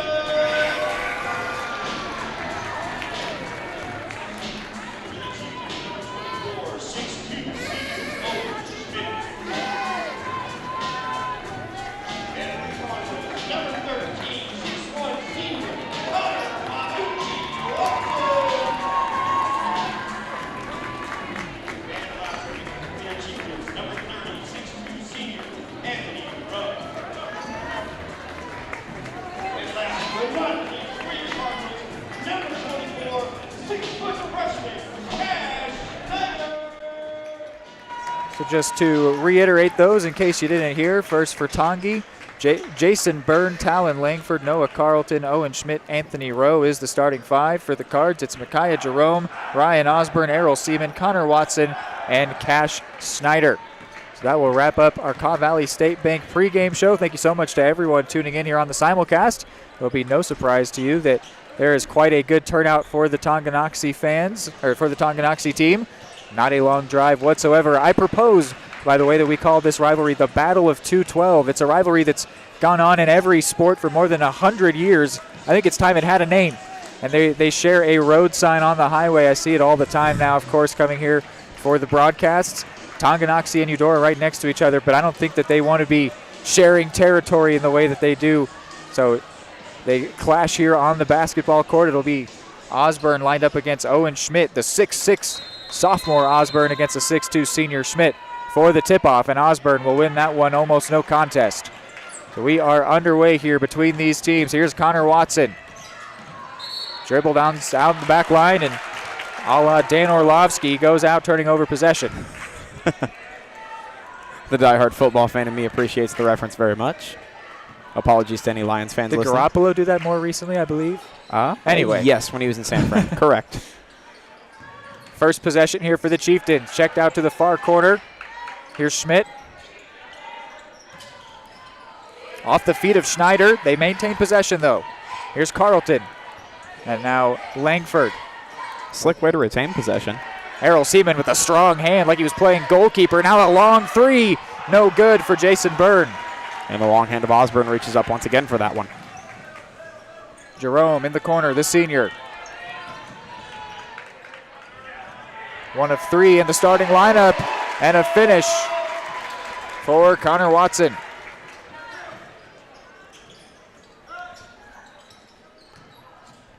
Eudora scores first. Will Tongi take the lead, though? They will. Something we did not see once in that girls' game is a lead change, and we've already got one here 1 minute and 5 seconds in. It's a concerning stat. Here's Errol. And the Cardinals take the lead right back. Another senior, Micaiah Jerome. Really good job to recover on Errol's missed attempt. Here's a 3 from Langford. Boy, that one Langford. was not even particularly close. The jitters are still there. Let them work it out. The student section can't help but taunt a little bit after that one. A little bit. And we will mention again, going back, a fairly even rivalry over time, but the last couple of years have favored the Cards. However, in the 2020-21 season, the Eudora Cardinals lost one of their opener games to the Tonganoxie Chieftains. They did not beat them again the rest of the year. 0-3 in that stretch. Here's Jerome with for a no big 3. net for the 3. He's got 5 points already. In that 2021 season, Cardinals lost early to the Chieftains, played them 2 more times that season, and did not beat them again. 0-3 in that stretch, but the Chieftains have not beat the Cards since. Foul call there for a second. Seaman thought it was against him, but it's in his favor, although he's going to check out here, and he's going to ask to check out. He was nursing his hand, it looked like. May have come after that strong block that he had earlier. So he has stepped out, and Cage Crable takes his place. Looks like he's talking with the trainer, Errol Seaman, over on the Cardinals sideline. Cage Crable, a very capable fill-in at that center position. Jerome. Osborne. We've seen him make a few of these. Couldn't get that one, though. Driving down, here's Byrne. Byrne working around Schneider, laying up, and he'll draw a shooting foul.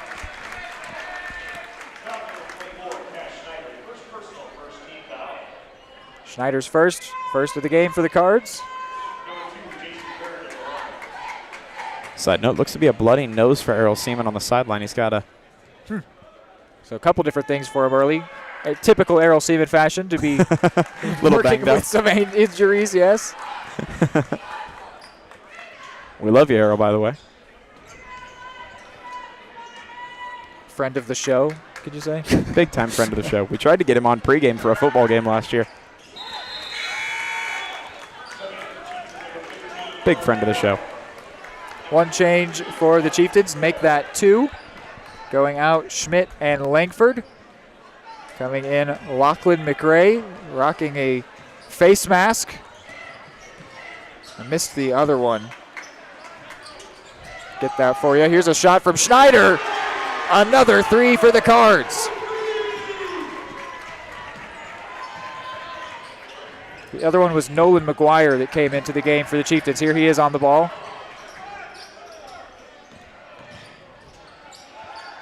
Laid up from Bird, no good.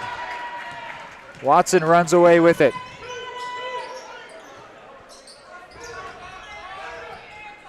In for Crable, his first touch of the ball.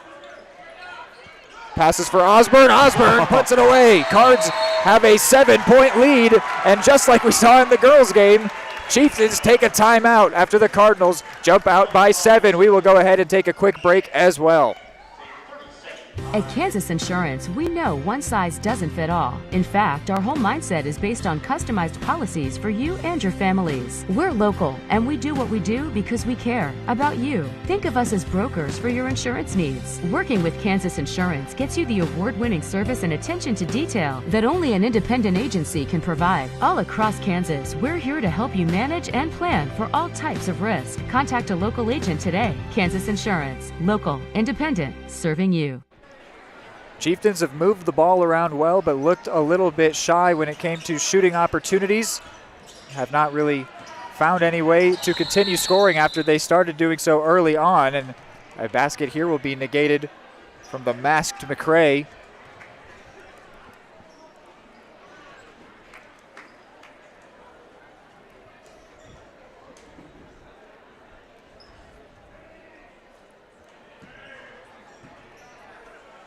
And a substitution will come in here. I'm not sure what it was that negated McCrae's basket. But a substitution going out, Anthony Rowe. Coming in, Bodie Maslak.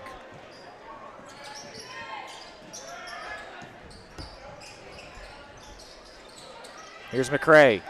He'll drive, puts it up, scores. Very nicely done. McCrae's first points. Schneider into Crable. Crable fakes a turn, goes the other way, and travels. Yes.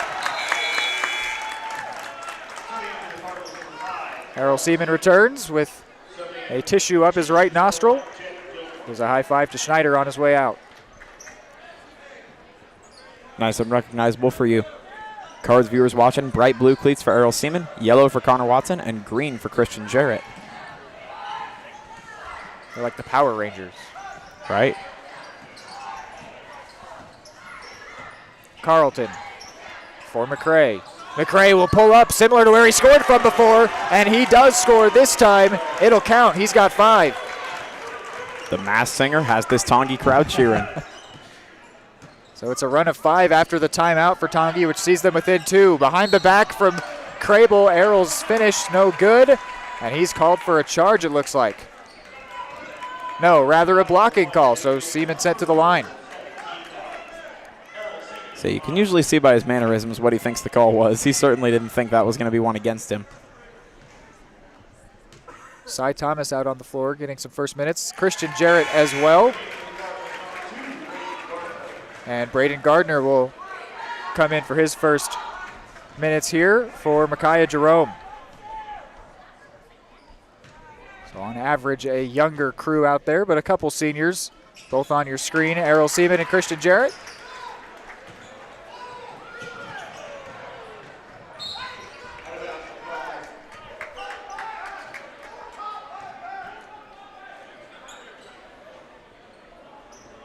Be a Chieftain inbound.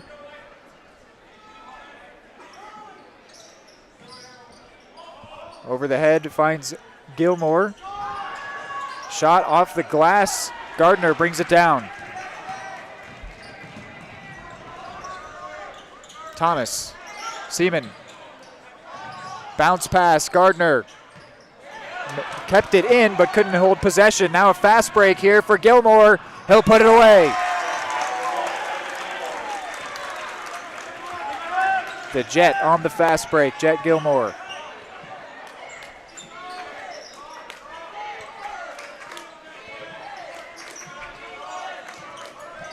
Errol Seaman drives out to Crable. A couple centers out there on the court.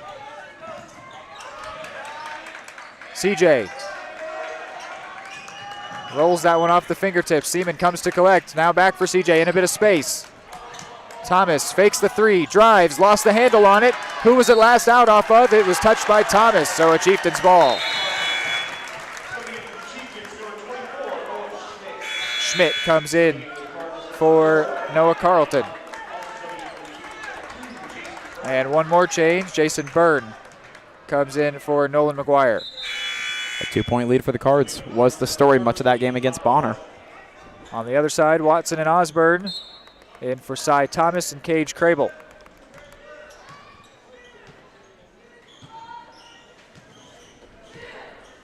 McCrae rocking the red and black 23. And mishandle there for Gilmore in the corner. It was a good pass. It was a disguised pass and ended up catching his teammate off guard.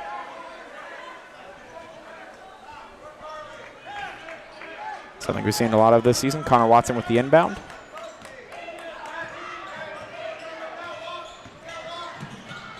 Watson in the paint, will shoot, unorthodox. Didn't get enough arc on that one. Langford. And that'll be a charging call. Well, or, yes, no, a charging call against Errol Seaman. Trucked through his opponent like it was still football season. Football season, good thing. Basketball season, not a good thing. Chieftains once trailed by 7, back within 2 here. We've already seen a couple lead changes in the game as well. It's not 5 unanswered. Pretty close. Here's McCray. And we are tied.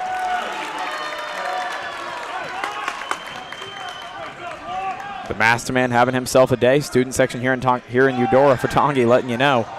Off the front of the rim and out. Gardner hit the ground there, slid out. Back up to his feet quickly. Didn't look great though.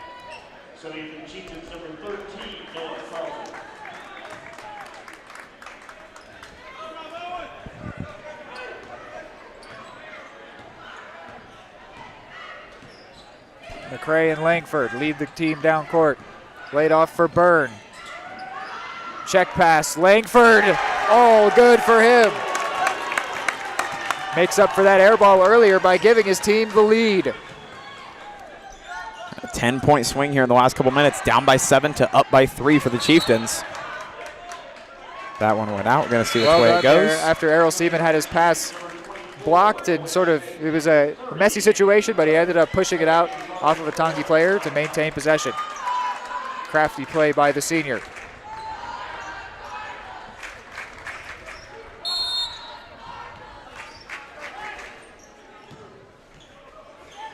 Gardner went out for Thomas. Connor Watson going to spread things out just a little bit. Taken away by McCray.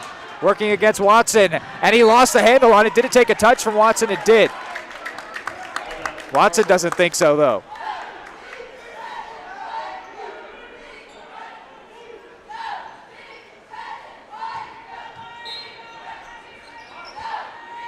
Tongi's inbound to the corner all by himself and overdone there. Missed that one. Schneider brought it down. The pass ends up working out, finding Cy Thomas. Jerome in the corner. Passed over the net once again.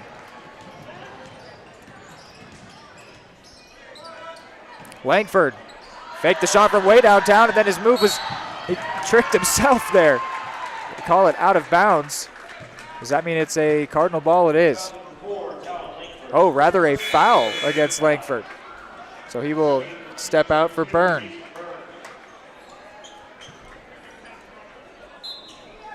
Crossed himself up on that one. little too tricky. Under a minute. Cardinals were comfortably in front for a minute, but now they're down by 3 before we end this first quarter. Will they have a last say? Thomas. 15 on the shot clock. Now Seaman in for Jerome, lays it in. He's got 7. And that was made possible by 2 really crafty plays from Errol Seaman. The most recent of which a pass from Cy Thomas that he immediately deflected back to Cy Thomas. Shot clock is off here on this Tongi possession. Just can't foul if you're the Cards. Schneider. Seaman, 4 seconds. Watson missed the handle. Can they get a shot off? Jerome bits up. No good for Micaiah Jerome at the buzzer beater. So the Chieftains will have the lead going into the quarter break here, despite at one point trailing by 7. They took a timeout, settled things down, and they're up by 1. When we're back, it's the second quarter. At Kansas Insurance, we know one size doesn't fit all. In fact, our whole mindset is based on customized policies for you and your families. We're local, and we do what we do because we care about you. Think of us as brokers for your insurance needs. Working with Kansas Insurance gets you the award-winning service and attention to detail that only an independent agency can provide. All across Kansas, we're here to help you manage and plan for all types of risk. Contact a local agent today. Kansas Insurance. Local, independent, serving you. The MVPs of BBQ. That's Barbed Wire Barbecue in Eudora. Family owned and operated, Barbed Wire Barbecue delivers great food and small town hospitality at a valued price. High quality hickory smoked meats, house seasonings, and time tested recipes put Barbed Wire Barbecue a cut above the rest. Kick off your weekend with their delicious brunch on Saturdays and Sundays and enjoy game day your way with Barbed Wire Game Day Packs. Visit them at 601 East 10th in Eudora or see their full lineup of flavors at barbedwirebarbecue.com. Eudora Sports Live is presented by Kansas Insurance. They believe in taking time to issue personal care and attention to each individual client. To see how Kansas Insurance can help you protect what matters most, call 913-369-6600. Second quarter action here. Chieftains come in with the lead. They will look to add to it here. Won't get it. Still bouncing around. Thomas with the rebound. Thomas goes all the way down court and finishes. He's got the lead back for the Cardinals. It's a 4th lead change in the game. His first points. Yeah, and the Cards got to start getting aggressive here. I'd expect to see it. They don't want to let the Chieftains get a handle on this thing too much. They're going to try to keep it as tightly contested as possible here. Here's Schmidt. McCray.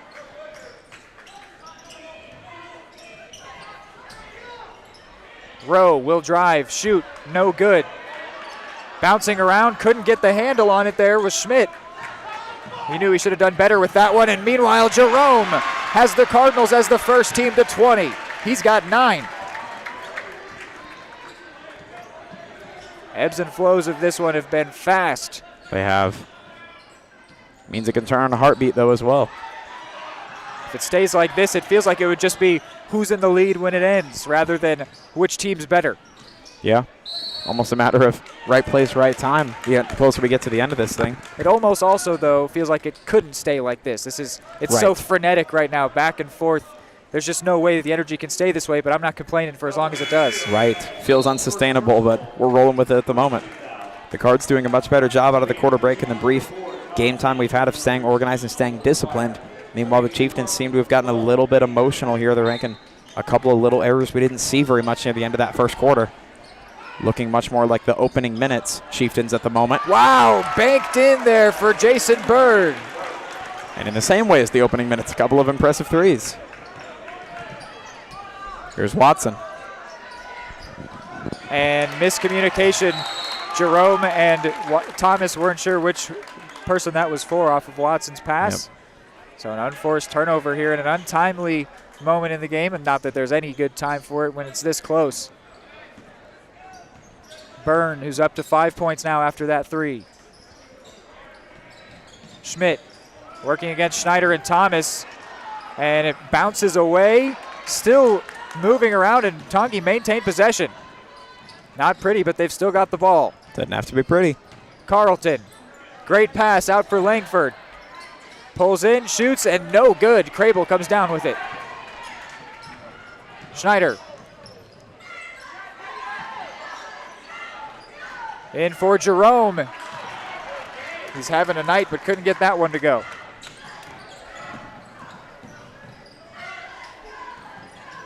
Cards doing a better job on defense here, keeping the lanes a little bit more clogged up, making the Chieftains work a little harder. From the corner, it's Byrne off the rim. Nice deflection into the hands of Thomas.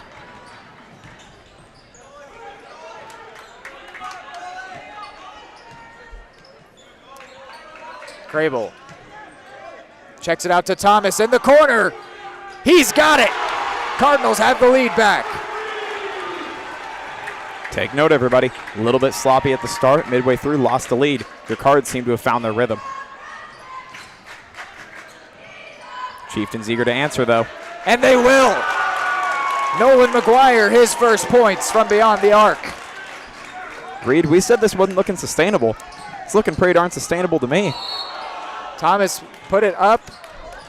The whistle blows. What's the call here? Looks like Thomas is going to the line. He is. For a foul against Nolan McGuire. And these crowds have got to be the most on edge we've heard them all night long. You can feel the shallow breaths from both sides of this arena here in Eudora.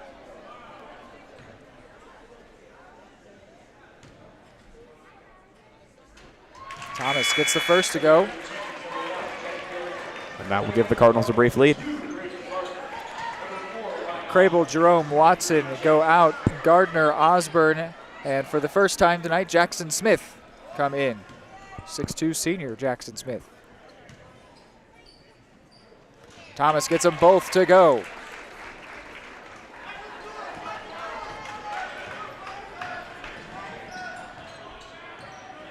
Here's Langford trying to put the handles on Osborne. To the corner. This is McGuire. Drives, shoots, scores, and it could be an and one.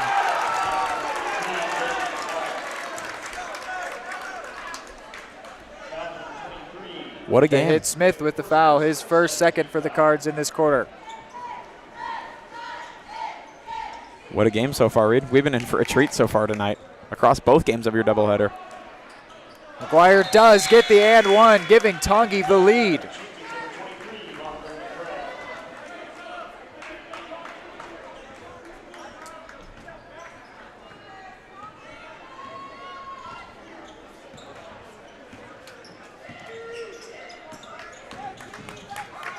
Schneider. Osborne. Schneider's dangerous from this range and just off the front of the rim, and then a couple players collide, and the foul will go against Jackson Smith. 2 against him in quick succession.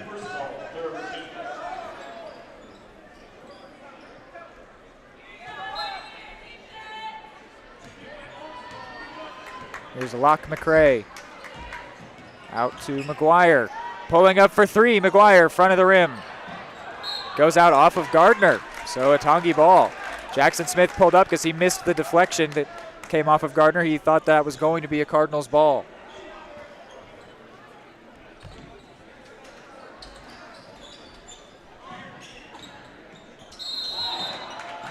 Travel called against Byrne.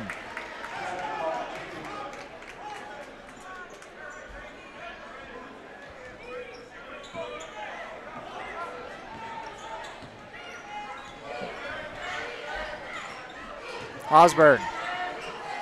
Schneider. And an elbow somewhere in there. Came against Byrne. Actually looked to me like if anyone was extending, it would have been Schneider, but it's a first against Byrne, second against the Chieftains. Thomas puts it in for Schneider under some pressure from Gilmore. Gardner. Thomas wants the 3. Tried to bank shot that one, didn't get it. McRae, jump shot, unorthodox. I don't even know if he knew that he was going to be shooting when he left the ground. Didn't finish it.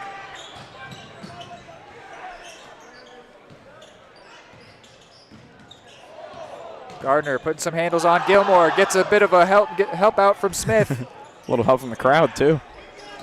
Thomas taking his time, 15 on the shot clock. Another pick from Smith, drives, shoots. Wow, no good. Barely no good. Likely should have been good. McRae took a tough hit from Schneider and couldn't finish that one either. Felt like both of those baskets were bound to score. Yeah, some uncharacteristic misses on this recent minute from McRae as well. And then Osborne couldn't get that one. A lob pass all the way down for Byrne. No one can score right now. 4 straight misses and a timeout from the Eudora bench. With 2:52 left before the half, we will go ahead and take a quick break with them as well. Are you looking for a trusted partner in pet care? Look no further than Eudora Animal Hospital, proudly serving Eudora and the surrounding area since 1975. Eudora Animal Hospital offers a wide range of services, including wellness exams, surgeries, routine vaccinations, and emergency care. I just want to thank everybody in the community for trusting us with the care of their animals, and go Dogs! Schedule an appointment by calling 785-542-3265 or visit eudoravet.com. Back here from the timeout. We've seen 4 consecutive misses, 2 apiece here, and none of them were particularly difficult shots. You would have expected all of them to go in, honestly. But this 26-25 score is holding strong for the moment. It's a good assessment. To say all of those should have gone in is not asking too much of these players. Those are usually routine shots for whatever reason. Weren't going in. Well, and they I don't know that they could ask for much better from themselves. It seemed like all of them were bound to go in and just didn't. Here's Schneider. And his pass for Errol Seaman is errant. The spin from Langford. Almost lost a handle on it. Maintains it. Checks it out here for Gilmore, who couldn't finish. Make it 5 in a row. Trend continues. I believe all of the shots have come from the paint. Here's Jerome.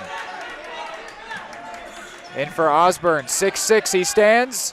Couldn't finish. I think we can call that 6. Shots that you really just would have expected to go.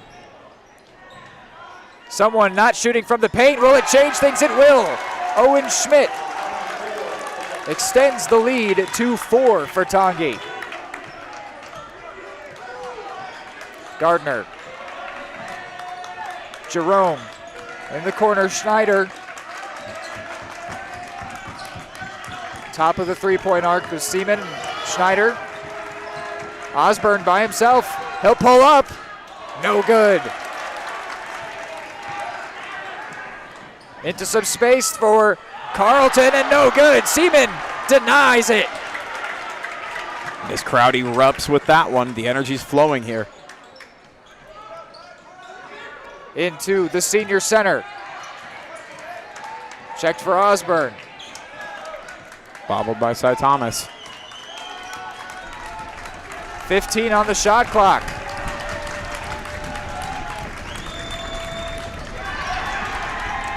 And Jerome's pass was no good. Our scoreboards run away after the tumbling Tongi fans. I had to pick up my camera. Hey, can you try? Yeah, I gotcha. There you go. Perfect. Perfect. Here is Carlton to the corner for Byrne. Another 3 for Tongi. Burns up to 8. You Tongi viewers can thank your home crowd for quite literally shaking up our feed tonight. Scoreboard cam, enjoying the time. Can you like lift that? Yeah. I guess? There you go. Gardner, 6-5 on the game clock. Schneider puts up the buzzer beater attempt, or rather, here's a buzzer beater from Langford into the rafters. Final score, which you can't see, or halftime score rather, 32-25 here. The Tongi fans making it a rowdy event as the Chieftains go into the halftime break with the 7-point lead. When we're back, it's the halftime show. Keep it here.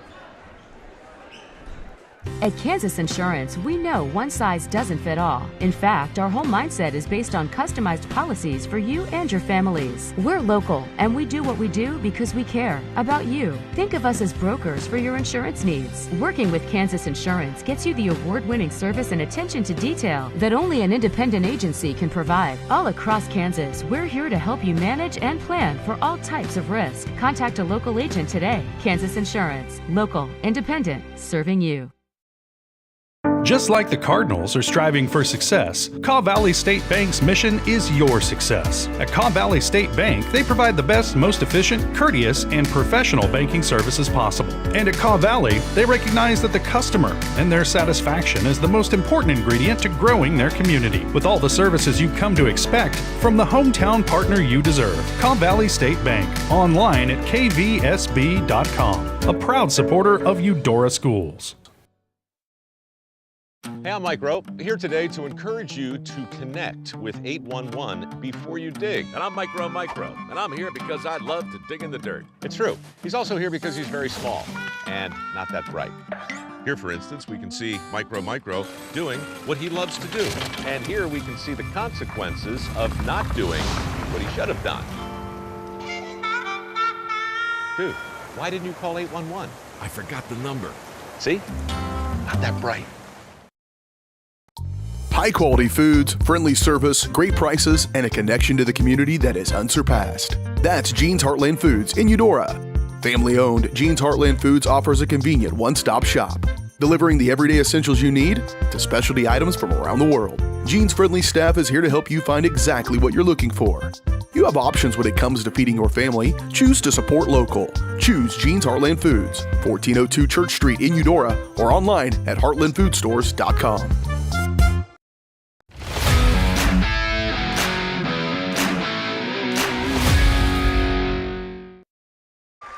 All right, Jean's Heartland Foods halftime show. Shop local and support local at Jean's Heartland Foods.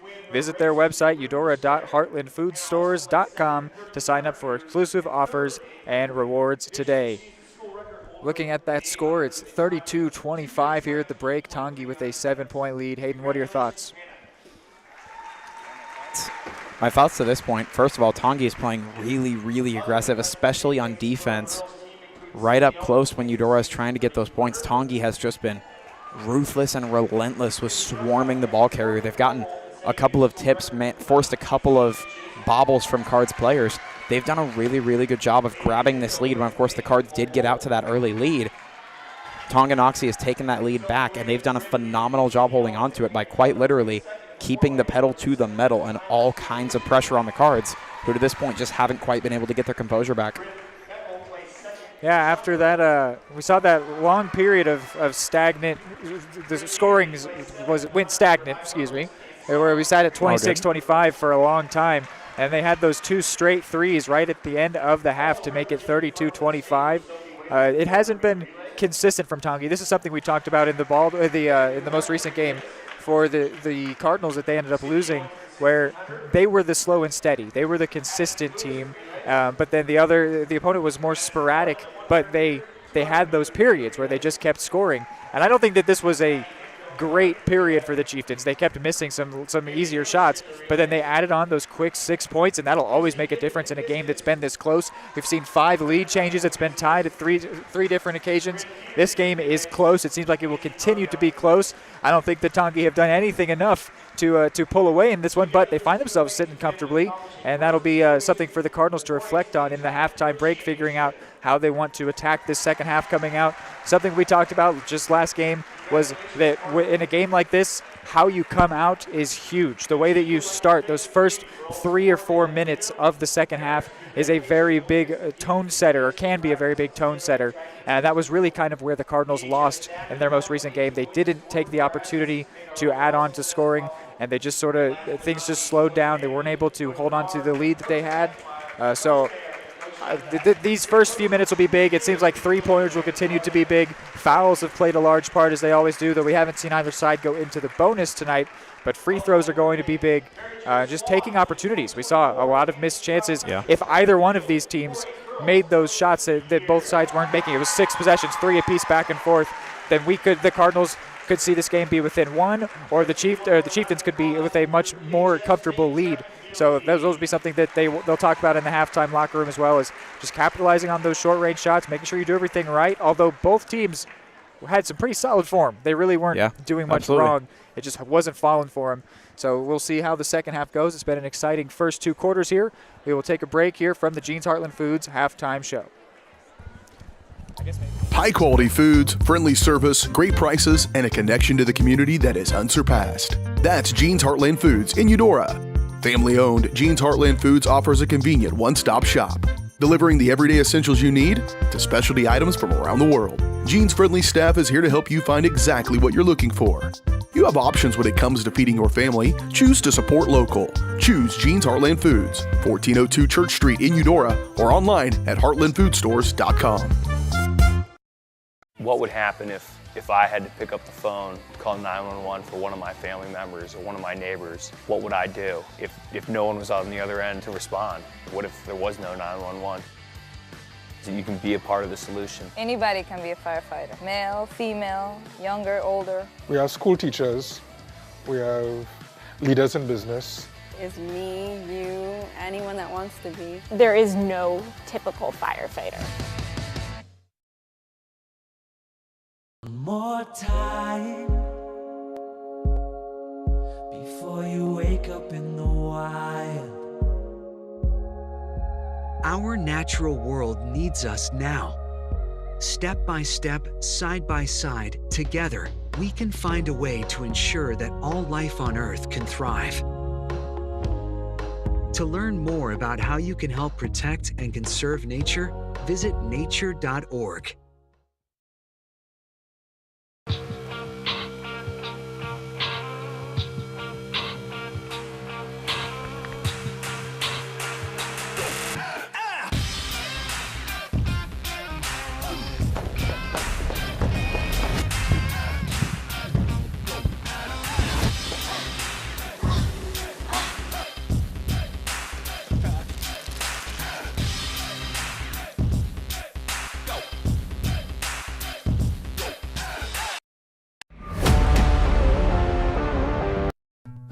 Number one, obviously, is safety.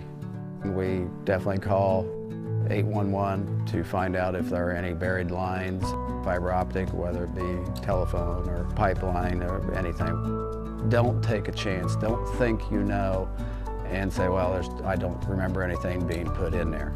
call 811 and make sure that that's identified, that there isn't something there before you make that crossing. Because in the end, we want everybody going home. Prescription drug pricing points to corporate Freedom of the press is about your right to know. and Clark sheer athleticism. It's about your right to be informed. Today, there are real threats to press freedom Reaching residential areas? and your right to know about the world around us. We must protect our right to know, no matter what kind of news is important to you. Before it's too late, understand the threats. ProtectPressFreedom.org. The MVPs of BBQ. That's Barbed Wire Barbecue in Eudora. Family owned and operated, Barbed Wire Barbecue delivers great food and small town hospitality at a valued price. High quality hickory smoked meats, house seasonings, and time tested recipes put Barbed Wire Barbecue a cut above the rest. Kick off your weekend with their delicious brunch on Saturdays and Sundays and enjoy game day your way with Barbed Wire Game Day Packs. Visit them at 601 East 10th in Eudora or see their full lineup of flavors at barbedwirebarbecue.com.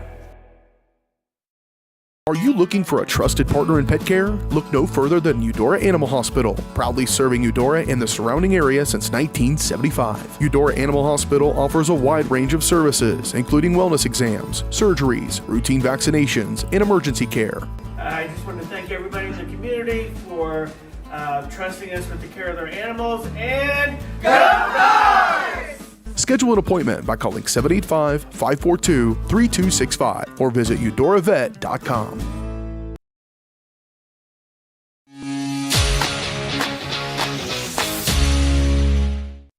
Just a few seconds left before we get going with the third quarter. Figure I'd give you some points totals here as we get going on quarter number 3. For the Chieftains, they come in with 2 for Gilmore, 8 for Byrne, 3 for Langford, 6 for McGuire, 7 for McCrae, 6 for Schmidt, as here's Jerome looking for some more points tonight. Not just yet. He's got 9. Thomas has 7. Osborne, Seaman, and Watson have 2. Schneider has 3. Here's Langford. Can you the scoreboard just a little bit? Good. Here is Schmidt driving. Lost the handle on it, but in fact was fouled by Schneider. Haven't seen Schneider wake up quite yet with the threes. He's got 1 tonight. He's generally really dangerous from beyond the arc. And if they were looking to anybody to help them get that three-pointer to help them back into the game, it would be the freshman, Cash Schneider. Certainly capable of it. We've seen those flashes tonight, as you mentioned. Osborne, though, too, came up with some very clutch threes in the last game. So they have a few different capable players. Jerome would be another. Yep. Yeah, Jerome's been a monster the last couple of games. Micaiah Jerome has. He got to that point total 9 pretty quickly on in this one, but hasn't been able to add to it for a while. Here is Osborne. To Schneider. And there it is. Ask and ye shall receive. Cash money from Cash Schneider.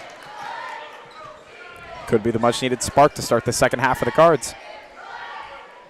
Seaman and Schneider, tight defense. Now Osborne.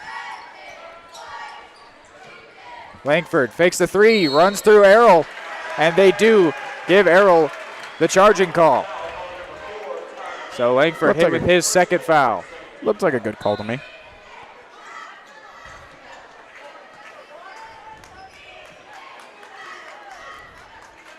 Cards have come out well so far here. We talked about how important the start will be.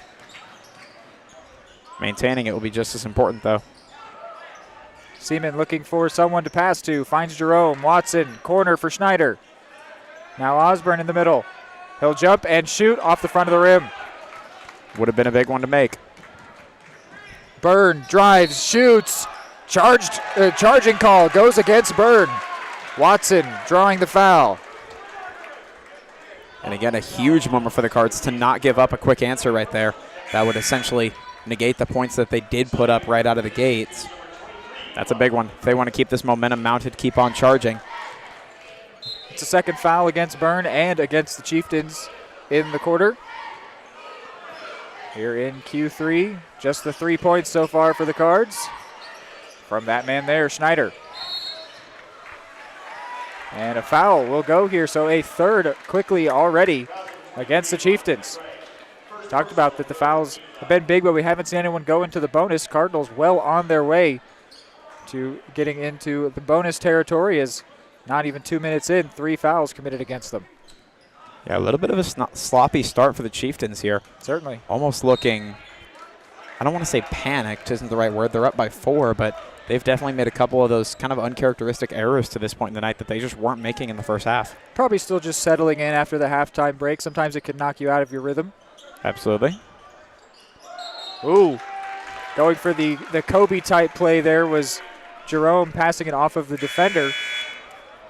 I don't know actually what the whistle came from. Cy Thomas will check in for Watson.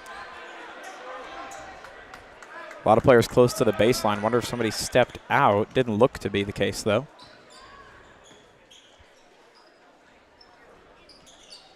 Here's Byrne, his team's leading scorer.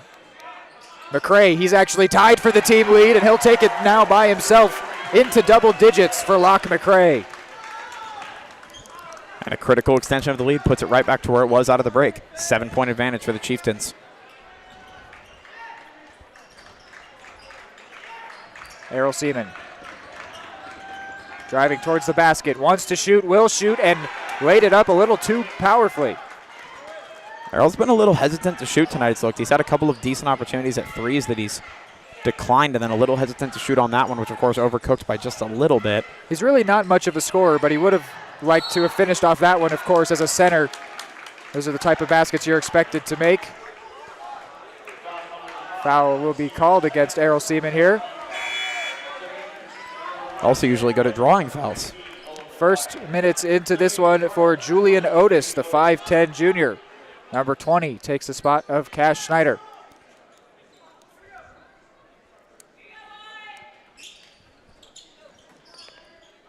McCray will pull up off the front of the rim.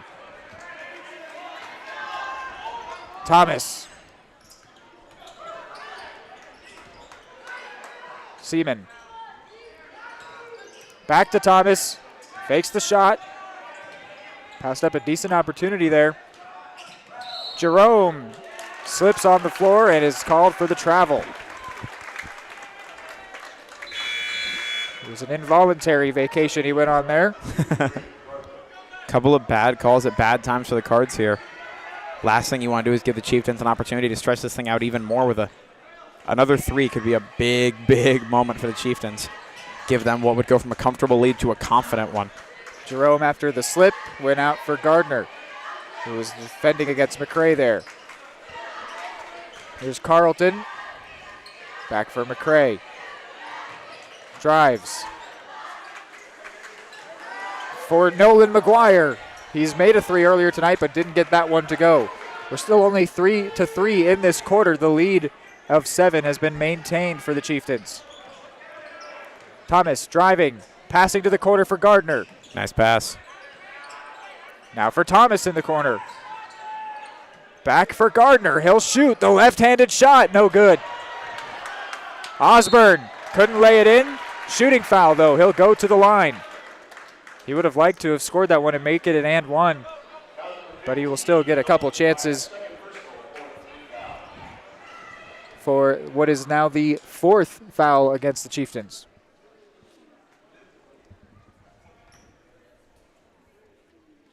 And you're right, with half this third quarter to go, definitely in potential bonus territory are the Cards. Couple of players coming in. Well, maybe not just yet. Cage Crable at least will come in for Errol Seaman. And Owen Schmidt will come in for Noah Carlton. Christian Jarrett waiting to come in for the Cards. Presumably would take the spot of Osborne. Osborne goes 0 for 2. That's critical. Those would have been huge to get. McCray, was he fouled there? He was. So he'll now be sent to the line for a foul against Otis. And as good as he's been on the threes today, not a position I want to be in if I'm the Eudora Cardinals. He's been absolutely killer on the longer shots. I would not feel comfortable sending him to the free throw line. Could easily see him going 2 for 2 here. Timeout called by the Cardinals. Timeout taken here. We'll go to a break. High-quality foods, friendly service, great prices, and a connection to the community that is unsurpassed. That's Jean's Heartland Foods in Eudora. Family-owned, Jean's Heartland Foods offers a convenient one-stop shop, delivering the everyday essentials you need to specialty items from around the world. Jean's friendly staff is here to help you find exactly what you're looking for. You have options when it comes to feeding your family. Choose to support local. Choose Jean's Heartland Foods, 1402 Church Street in Eudora, or online at heartlandfoodstores.com.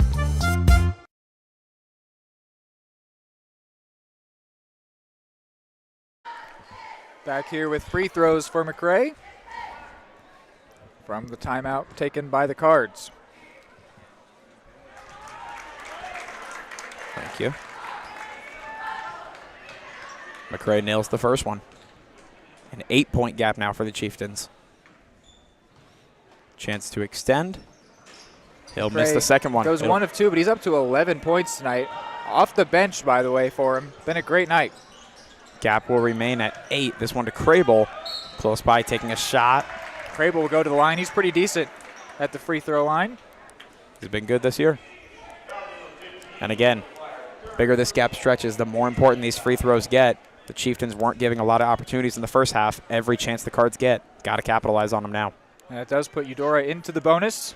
So every foul going on now for the rest of this quarter, that is, will send the infracted Cardinals player to the free throw line. That first shot from Crable was no good. Nolan McGuire committed the foul. It was his third. He steps out for Noah Carlton.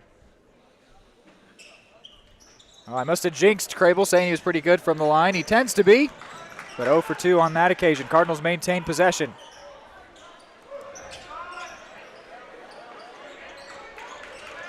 Thomas drives, passes to Crable, and a whistle blows for a charging call. First foul against Cy Thomas, and a fourth against the Cards. Feels like the Cards are starting to get a little bit messy. Could be a little bit of nerves setting in from being in this deficit. They got to settle in a little bit. Chieftains in prime position to pull away here. Langford for Gilmore. Also worth noting, the scoring has stalled out in a huge way. This was looking like a shootout through 1.5 quarters. Slowed down significantly now. Schmidt on the baseline. No one there. Gardner takes it away. Just him and Langford. And he finishes in fantastic fashion. What a setup, what a shot. Through a little bit of contact, too. Can't ask for a whole lot more. First points for Gardner. Sees the Cardinals within a couple of baskets. CJ, what an effort. He might be hurt. He is. He's down hurt. The Cardinals will continue this possession. Now the officials will stop play as they need to go and check on Christian Jarrett. He just came down on his shoulder hard. He didn't hit into that wall. He just came down onto the ground hard. Ended resting against the wall, was not an impact on it. Looks to be checking out his right shoulder. He's up, breathing, talking. Such a good effort to maintain possession. Yeah, he's conscious and seemingly okay, but it's his right shoulder he's holding. It's always the shoulder when people go down to the ground. Oh, yeah. Nods of approval from the Cards fandom. Coach Steffen going over to check on him. CJ gave him a nod as if to say, I'm all right. Love to see it. Our well wishes go out to CJ. Hope to see him return here in the nearing minutes. CJ is always effort personified, especially on the basketball court. You see it, of course, for football too, but I remember it from last year too. He is just always everywhere. He is omnipresent, it feels, and made a great play there, and they will maintain possession off of it. It wasn't meaningless, even though the play came to a stop with his injury. He's now being checked on. Looked like a good scoring opportunity too. Otis was the one that came in for his spot.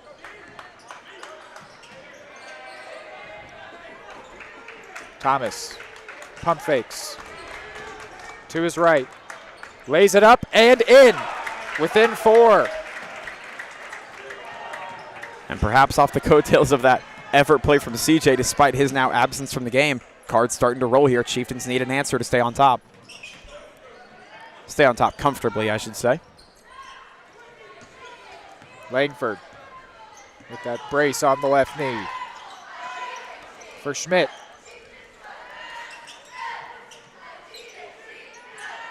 Back into Schmidt once again. Checks it out here for Byrne. And Byrne couldn't get it.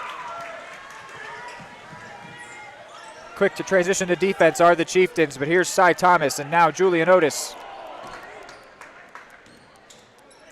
Otis wants the three. No good, off the back of the rim. Fighting for the rebound. McCray comes away with it. Schmidt stays down behind the play. Dangerous man is McCray. Watson going to come up with it, though. Going the other way. Schmidt looking a little worse for wear after that, the way that play went, but he's looking to continue on here. 90 seconds left before the third quarter break. 20 on the shot clock. Schneider waiting to come in for the Cards, it appears. Thomas.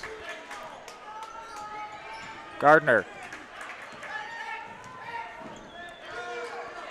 5 on the shot clock. Got to put one up.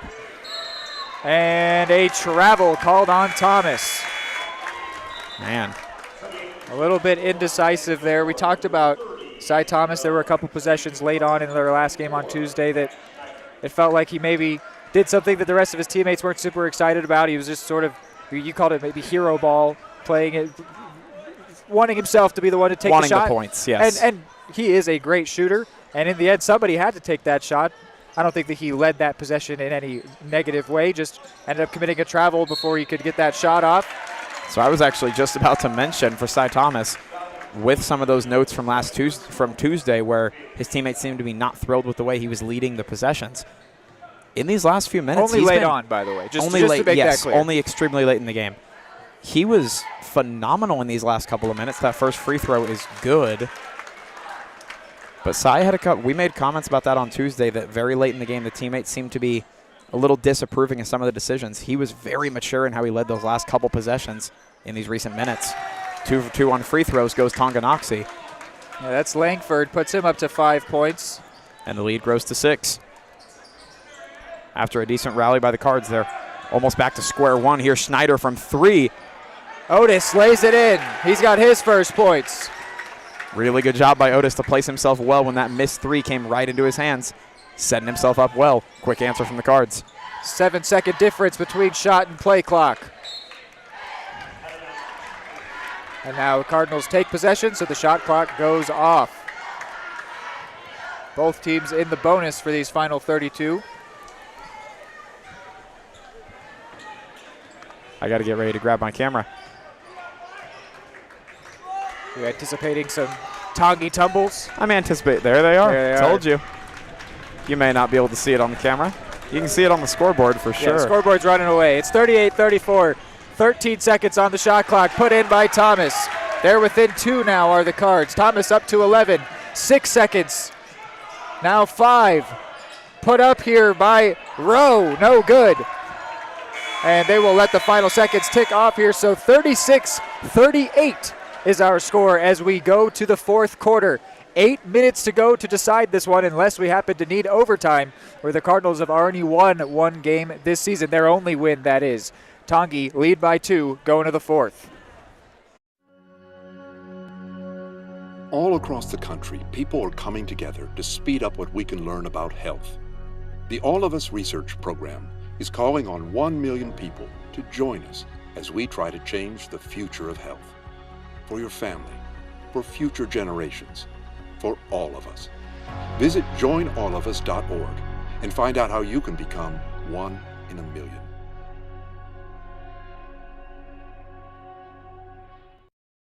The MVPs of BBQ. That's Barbed Wire Barbecue in Eudora. Family owned and operated, Barbed Wire Barbecue delivers great food and small town hospitality at a valued price. High quality hickory smoked meats, house seasonings, and time tested recipes put Barbed Wire Barbecue a cut above the rest. Kick off your weekend with our delicious brunch on Saturdays and Sundays and enjoy game day your way with Barbed Wire Game Day Packs. Visit them at 601 East 10th in Eudora or see their full lineup of flavors at barbedwirebarbecue.com.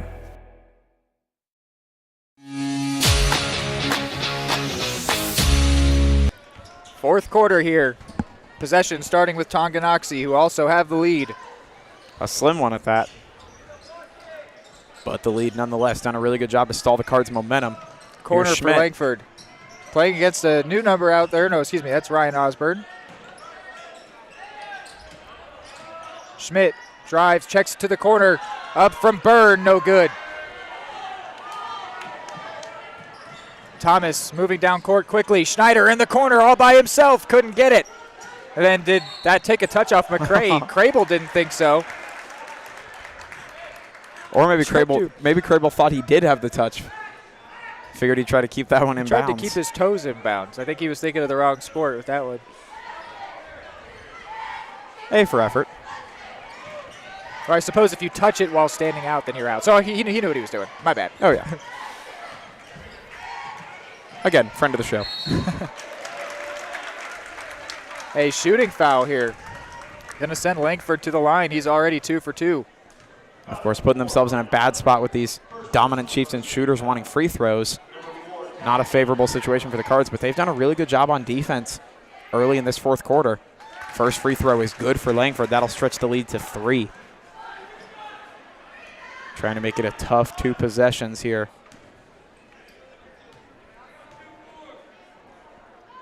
Shot is up and good. 2 for 2 goes Langford on this one. That'll bring up his point total for the day.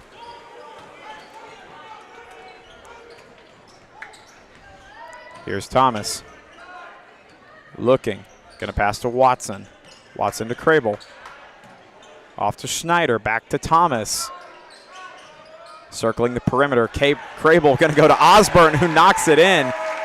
Osborne's up to 4 points.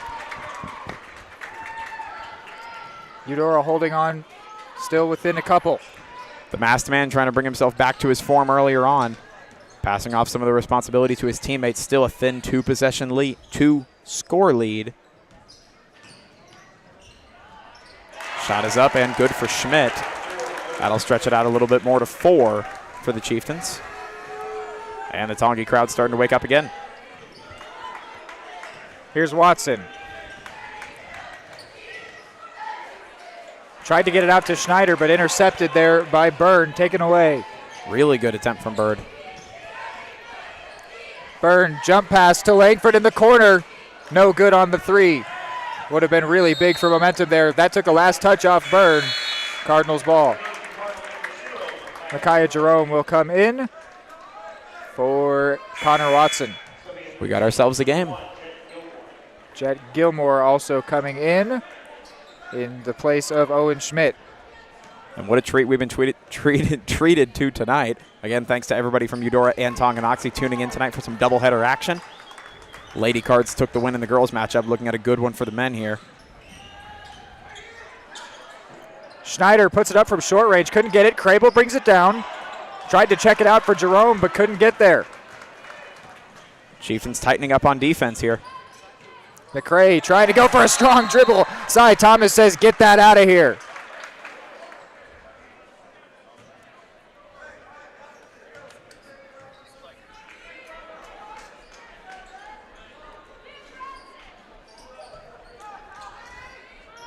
McCray gets it in for Carlton. McCray will shoot. Won't score. Crable brings it down. Props to Cage Crable for being prepared at the bottom of the basket. Many of these quick answers from the Cards have come as a direct result of Crable. Here's Thomas. Crable trying to find Osborne, gets it to him. Jerome wants a 3. He will get it. First time he's scored in quite a while after he had scored a lot early in this game. He's up to 12. The Cardinals are within 1, and we've got a timeout. The MVPs of BBQ. That's Barbed Wire Barbecue in Eudora. Family owned and operated, Barbed Wire Barbecue delivers great food and small town hospitality at a valued price. High quality hickory smoked meats, house seasonings, and time tested recipes put Barbed Wire Barbecue a cut above the rest. Kick off your weekend with their delicious brunch on Saturdays and Sundays and enjoy game day your way with Barbed Wire Game Day Packs. Visit them at 601 East 10th in Eudora or see their full lineup of flavors at barbedwirebarbecue.com. Question: what will you find on all over-the-counter or OTC medicine packages to help you choose the right drug and use it safely? The answer: the drug facts label. This label lists the medicine's active ingredients and purpose, how much to take, and warnings you should know before using it. Remember, even OTC medicines you buy without a prescription can cause side effects you don't want. So follow the information listed on the drug facts label. For more information, visit fda.gov/drug facts label. A message from the U.S. Food and Drug Administration. All right, 5:11 left in this one. Tonganoxie leading by just 1 point. They've had the lead for quite a while, though, after taking it back in the third quarter. Cardinals have been staying right there, but Tonganoxie have been maintaining their position atop of this scoring in this game. Langford against Seaman. That'll be a charge and call. As per usual, Errol Seaman's physicality pays off eventually. He loves drawing those. It's just a matter, I mean, with how physical he plays defense, it's just a matter of time until somebody gets a little impatient and tries to throw an elbow. That'll work out in the Cards' favor every single time. It's a third against Langford, a first against the Chieftains.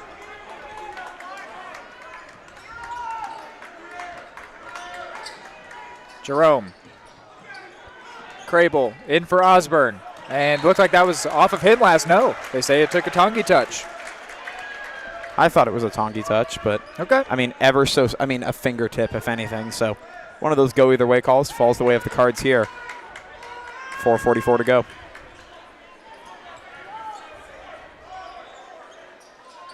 Schneider in the corner. He'll give the Cardinals the lead. Oh, my goodness.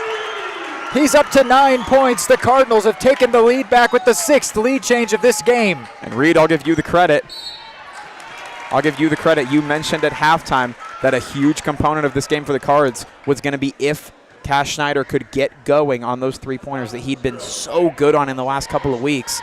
Sure enough, he gets rolling, the points start stacking up, and you've got a Cardinals lead with about 4 minutes to go here in the fourth. Something else I talked about was fouls and free throws, which have played a big part in these last 2 quarters. They have. And Langford has been very effective from the line. He's 5 for 5 now at the free throw line. Why not now? And he will tie this game up. It's got to be. Fourth time that it's been tied.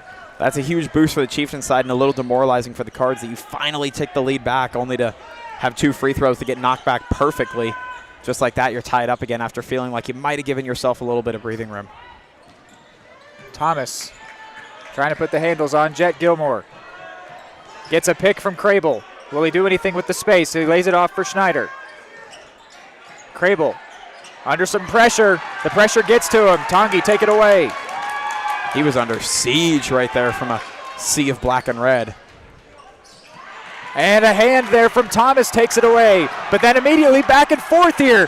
Crable emerges with it. Osborne can't lay it in. Back for Osborne once again. And he does tuck it away. Cardinals still have the lead. That was huge. I was about to say, with as much of a gift as that possession seemed, can't throw it away. Here's a 3 for Tonganoxie is going to go in. No, the Tonganoxie timeout. It's late. Timeout called. Yes, they took a timeout.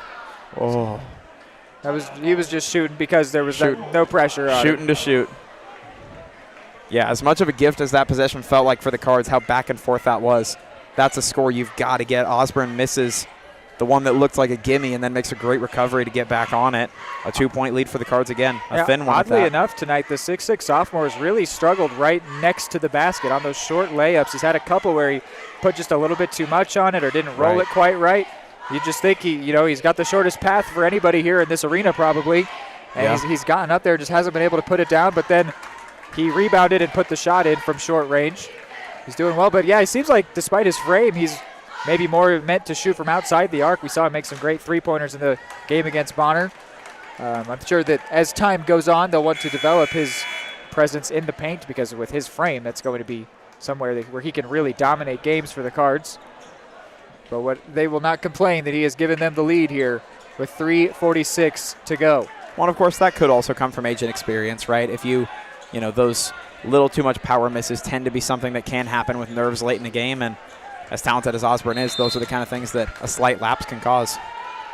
Here's Byrne. McRae. Langford wants the 3, won't get it. Crable and Seaman fighting over the rebound. Good coordination to get it down. This one will go to Cy Thomas, as we've seen a lot in this fourth quarter. Coach Cleveland calling out what he wants his players to do here. We approach the end of this one. And a foul. nearly brought Coach Cleveland to his knees. I didn't know if you saw that. I did as well. He was feeling good. You could see his emotion. Feeling good, feeling good, feeling good. Sees the foul and just drained him. Called against Crable. It's his first third against the Cards. Langford. Driving, tries to put it up. No good and no foul. Thomas will beeline to the other side of the court. Puts it up. No good. Langford for McCray. Drives, shoots. Wow, no good. Oh my goodness. I thought we were tied. The Tongi fans here can't quite believe it either. Is this pressure? Is this heat of the moment? Nerves? A foul from McCray there, a second against Tongi.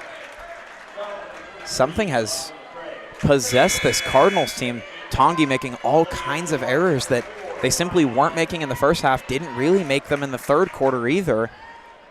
Few and far between, and now missed shots and penalties somewhat in abundance for the Chieftains. It's led to a now looking somewhat stable Cards lead.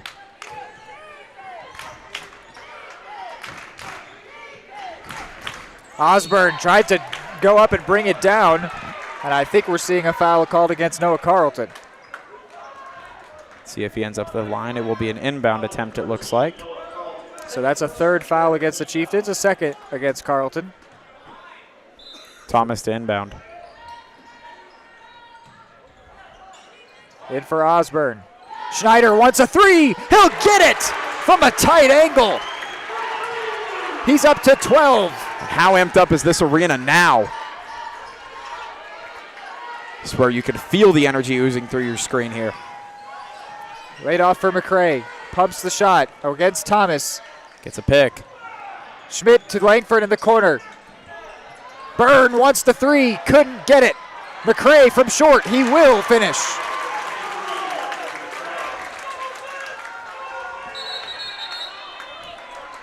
Timeout taken as Tongi's within 3. If it's a 30-second, we'll go ahead and send you to a break. And it is, so we will be right back. Eudora Parks and Recreation is committed to creating community through parks, people, and programs. Their goal is to provide recreational opportunities for the community of Eudora that will enhance and promote a healthy lifestyle for all ages. The Eudora Parks and Recreation Department gives Eudora residents and others from surrounding communities the opportunity for family-oriented activities. Visit their website at eudoraparksandrec.org to view their youth and adult programs, leagues, memberships, facilities, activity guides, and more, and follow them on all social media at Eudora Parks and Rec. We said earlier, Hayden, that it felt like it was just going to be who had the lead at the end of this one, which might sound silly, but we're just saying that it's an even matchup. But there's not a superior team here. They are evenly matched, and I would still stand by that statement. It just feels like it's a matter of who's out in front when time runs out. Because these teams are evenly matched. We've seen 6 lead changes. It's been tied 4 times.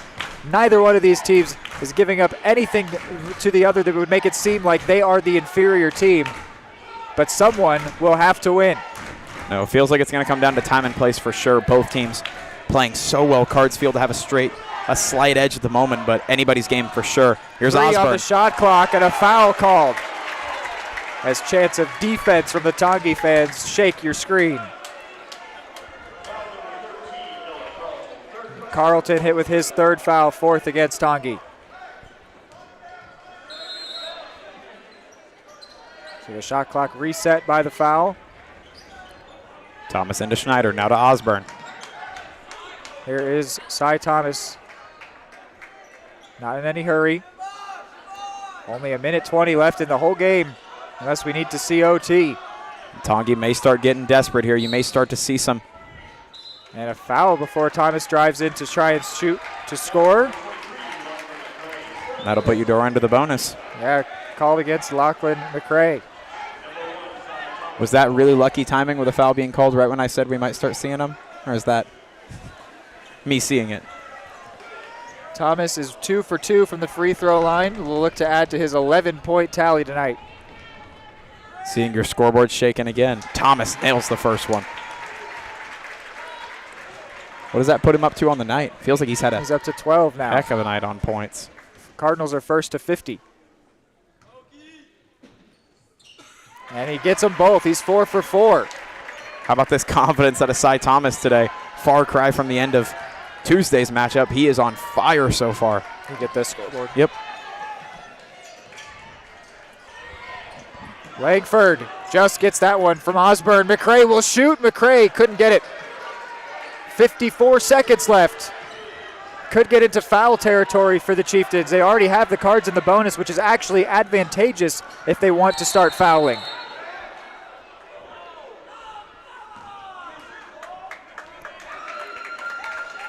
A timeout was called here before a foul was committed there. We could keep you here. I think so.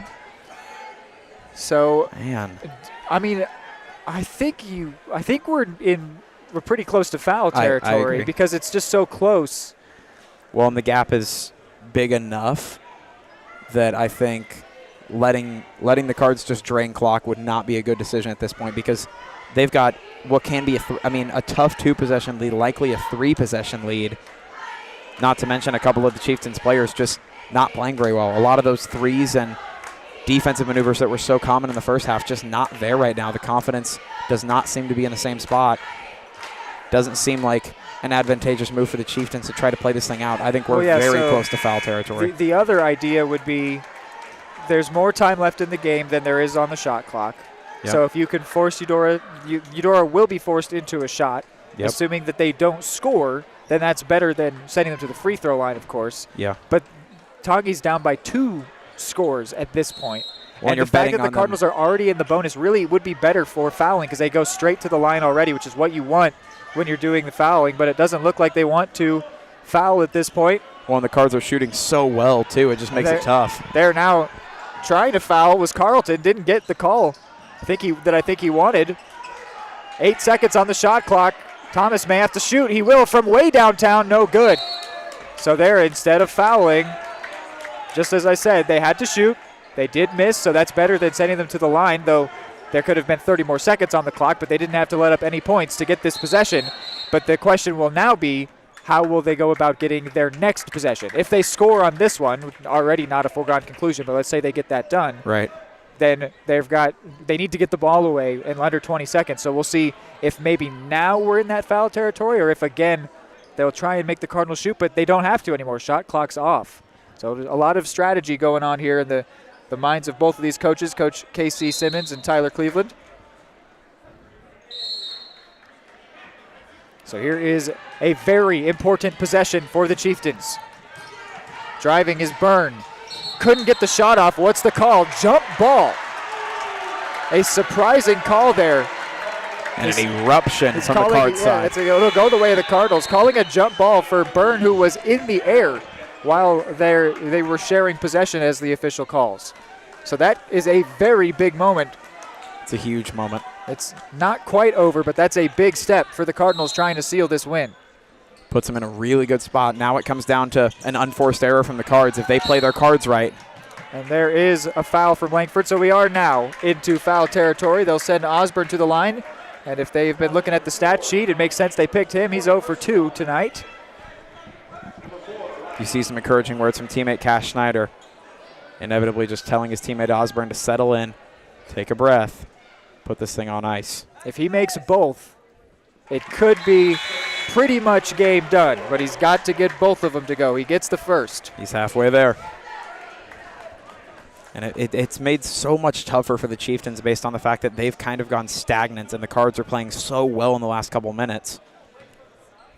Second shot from Osborne, a huge one. Doesn't get it. There is still life for the Chieftains. A pulse remains. Deep three. No good. 7 seconds left. Cardinals have it. Schneider is going to hold this one, and he will hold on to a victory for the Eudora Cardinals.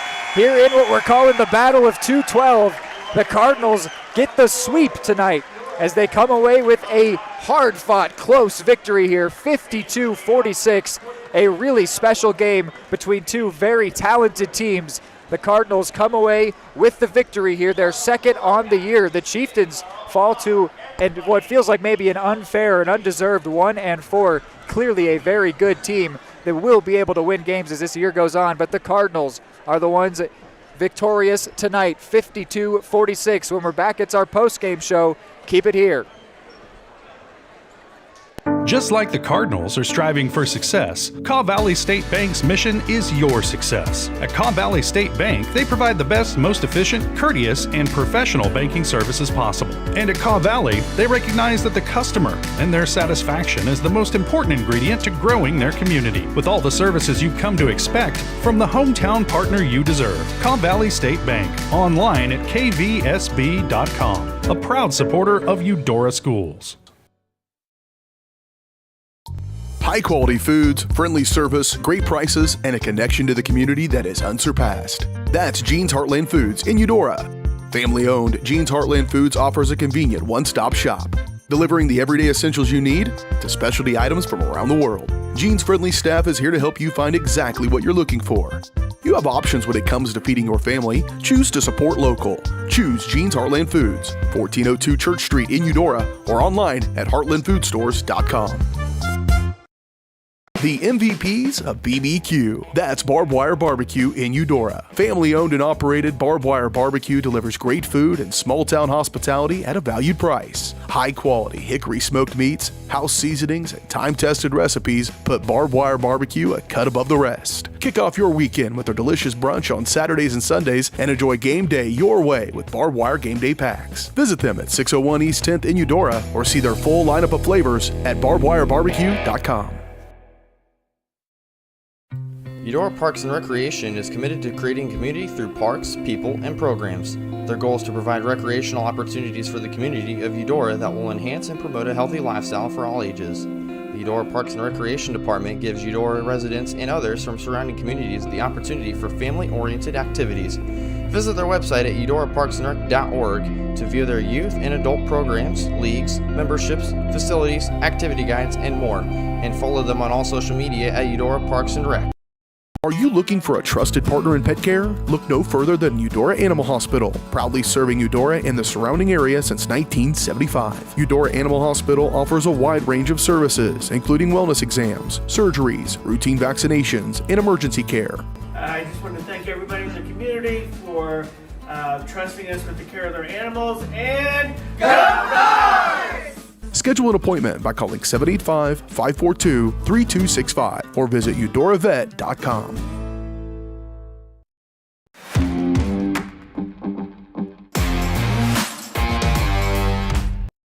Eudora Animal Hospital postgame show, serving pets in Eudora and the surrounding area since 1975. Proud supporters of Eudora Cardinal Athletics. 52-46 is the final score here for our first game, or for our second game, excuse me, for the doubleheader here on this simulcast. It's been great being with both sets of fans here tonight. Hayden, what are your thoughts on this second game here? One word, grit for the Cardinals. Just unbelievable. Looking at my score totals, they were down by 1 point at the end of the first, down by 7 points at the end of the second in the first half, down by 2 points at the end of the third quarter, and then they end up with a 6-point win. Again, we can't really say who was the better team throughout the night because it felt incredibly even-keeled throughout the entirety of the matchup, but the Cards were behind for the majority of this game and did a really good job to hang in there right to the end, pop out right when it matters most with a couple of big moments from a couple of big players, come away from here with a big-time win. And of course, on a doubleheader night as well, we appreciate having everybody with us, but just incredible, again, that culture showing through that Coach Cleveland has been trying to set up. A really, really good job by the Cards to stay composed, not start panicking, not start slipping into those deeper and deeper mistakes that we saw the Chieftains end up slipping into a little bit later in this match. Just a really, really good showing across the board. Tonganoxie absolutely came to play tonight. All the respect in the world for that roster, that coach, those kids, boys and girls. They showed up to play this evening. The boys brought the house. All their talent was clicking for 3.5 quarters, really. Just not quite enough to come away with a win. You're right. That 1-4 mark that they now sit at feels a little bit undeserved. They played really, really well tonight. Just happens that the Cards played a little bit better. Yeah, it was I think this was a really good game. We've seen this, we saw it in the game against Bonner Springs where the Cardinals don't necessarily feel like they're the better team based on the way that play is going, but then you look up at the scoreboard and you're like, oh, no, I guess they are. Right. And if that's going to be the way that things are and they keep winning games, you can really have no complaints. I mean, especially, I think it's a great compliment to a team when they're winning the games where it doesn't feel like they are. Yes. That's the show of a truly great team. The ones where even the games where it just feels like you're maybe having an off day or playing a little uglier than you want to be, you're still winning. And I think this might just be the style of play that they're that tortoise, the slow and steady. But if they're going to be able to win like this, that's a great way to be able to win. And they were also exciting as well. They were not boring at all. But there were players like, it felt like we were saying Lachlan McRae's name a lot tonight. We were. And there were a lot of different good performances for the Tongi players, and yet Cardinals come away with the win, and it was a great night, and they finished it strong. But, yeah, I feel like if there were a fifth and sixth quarter to this game, that there's no telling that the Cardinals would still have the lead that they end up winning by here tonight. So, yeah, it was a really special game and a great doubleheader. Always fun being on the simulcast, which we will have a couple of simulcasts for the next 2 Cardinals games in the new year. We will not be on those calls because they will be first in Spring Hill and then in Paola. So we get to have a couple games off as everybody gets to have a nice break here going into the Christmas season. They're closing up the Cardinal Arena here for a little bit as everyone gets to have a nice Christmas season, a festive victory here for the Cards. I guess we could say they slayed the competition if I were to make a cheesy pun. But yes, through the snow. It was a great night here for the Cards. Let's go talk through some point totals here on the postgame show. First, for the Chieftains, Jet Gilmore got a couple. Jason Byrne got 8. Talon Langford also with 8, 6 for 6 from the free throw line. That was a big impact. Nolan McGuire with 6. Lachlan McRae with 13. Owen Schmidt with 8. For the Cardinals, Micaiah Jerome with 12. Cy Thomas with 13. Ryan Osborne with 7. Errol Seaman with 2. Connor Watson with 2. Julian Otis with 2. Cash Schneider with 12. That's the tallies here for the 52-46 win for the Cards, a game that had 6 lead changes, tied at 4 occasions. Cardinals coming away with that victory where they trailed at halftime by 7. So it was just a great game. Always fun calling these, and I think that tonight was a very special, 2 special matchups. We saw the Lady Cardinals go on to 4-0 to start their season, and that will be the way that they end the year. Both Cardinals teams ending the year on a victorious note, always a great way to go into a break. Positive feelings. So now we've got to do, once again, our player of the game from Barbed Wire Barbecue. Enjoy the best barbecue in Douglas County at Barbed Wire Barbecue. For menu options, carry-out, online orders, and more, visit their website, BARBecue.com. And I already said it, but once again, only 20 minutes away from Tonganoxie High School, so not out of consideration at all for you Chieftain viewers here on this Battle of 212 simulcast. So looking at the tallies, Hayden, not everything's, of course, just based on scoring, but the top scorers, Micaiah Jerome had 12, Cy Thomas with 13, Schneider with 12, but some other great performances. There was Osborne, Thomas, Gardner, Crable. I mean, everyone was good. Yeah, is there any player that stands out? I mean, I'll just hand you my stat sheet, and I'll let you make the pick here for. Man, before I take a close look at the sheet, I would be inclined to lean, not giving it here. I'd be inclined to lean the way of Cash Schneider purely based on how perfectly timed a few of his points were. Okay. He made some scores in crucial moments. Him and Osborne were a big hand in turning the tides late in that game, along with Cy Thomas. But, man, everyone was good. I mean, Errol Seaman never really shows up on the stat sheet, but he doesn't show up in points in a big way. But whether it's getting fouls or being right near the bottom of the basket for rebound attempts or chasing the other way or defense, he is always there. He's always making critical plays in critical moments. I think I would have put in a good word for Errol Seaman on this one, but it's up to you. This is why I don't want you to leave it up to me, man. No, keep going through your nominees. Who else you got on there? Micaiah Jerome was phenomenal as well. Great. 12 points total. One. Cage was all over the place. Connor Watson making plays. Julian Otis was great as well. I think I'm really looking at Micaiah Jerome or Errol Seaman. Yeah, I would agree. I'd be good with that. We'll give props to literally everybody else on the roster on the floor tonight. Everyone was great. Connor Watson, CJ, they were all good. I love that pick of Micaiah Jerome or Errol Seaman. might leave it up to you. Just based on points, of course, Jerome gets the edge. Errol Seaman was everywhere, and Micaiah Jerome never really had a stagnant point in tonight's game, right? I mean, he was about as consistent as anybody else on the roster when it comes to slow and steady.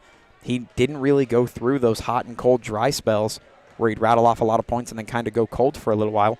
He was consistently scoring, but I think with how all over the place he was and the impact he was making and how crucial a lot of the impacts were, I think I'm inclined to give this one to Errol Seaman. Yeah, I like the pick for the senior. Of course, he had his football season taken away from him. That would have been a sport where we would have gotten to sing his praises a lot. But he has come back here with a vengeance for his basketball season, his final basketball season here for the Cards. And I think that it is a fully deserved Who's Smoking Barbed Wire Barbecue Who's Smoking Player of the Game for Errol Seaman. Say that 5 times fast. Yeah, he was all over the place, had a great night. He also picked up the injury early and still played through it, had a great night. So, yeah, I have no qualms with giving it to number 5 here tonight as our player of the game. I almost wrote number 8 on my sheet. He's got different numbers for the two. I had that last year, too, yeah, where it's like he feels like he's just number 8 in my head. And you didn't even see him at number 8 as much. Right. Yeah. It just fits. He feels like an 8-ball. Yeah. All right, well, so that will wrap it up here for the year of 2024. It has been a great year here on Eudora Sports Live through many different sports. Thank you so much for tuning in all year long and for tuning in tonight. We won't be back. Let's see. There's a couple simulcasts. We will be back on the 10th, here for a game against Baldwin. But there are 2 other broadcasts on the Varsity Sports Live network that you will be able to see when the Cardinals are back in action on the 3rd and the 7th against Spring Hill and Paola, respectively. I guess we should also talk about what's next for Tongi before we sign off here, since we're on the simulcast.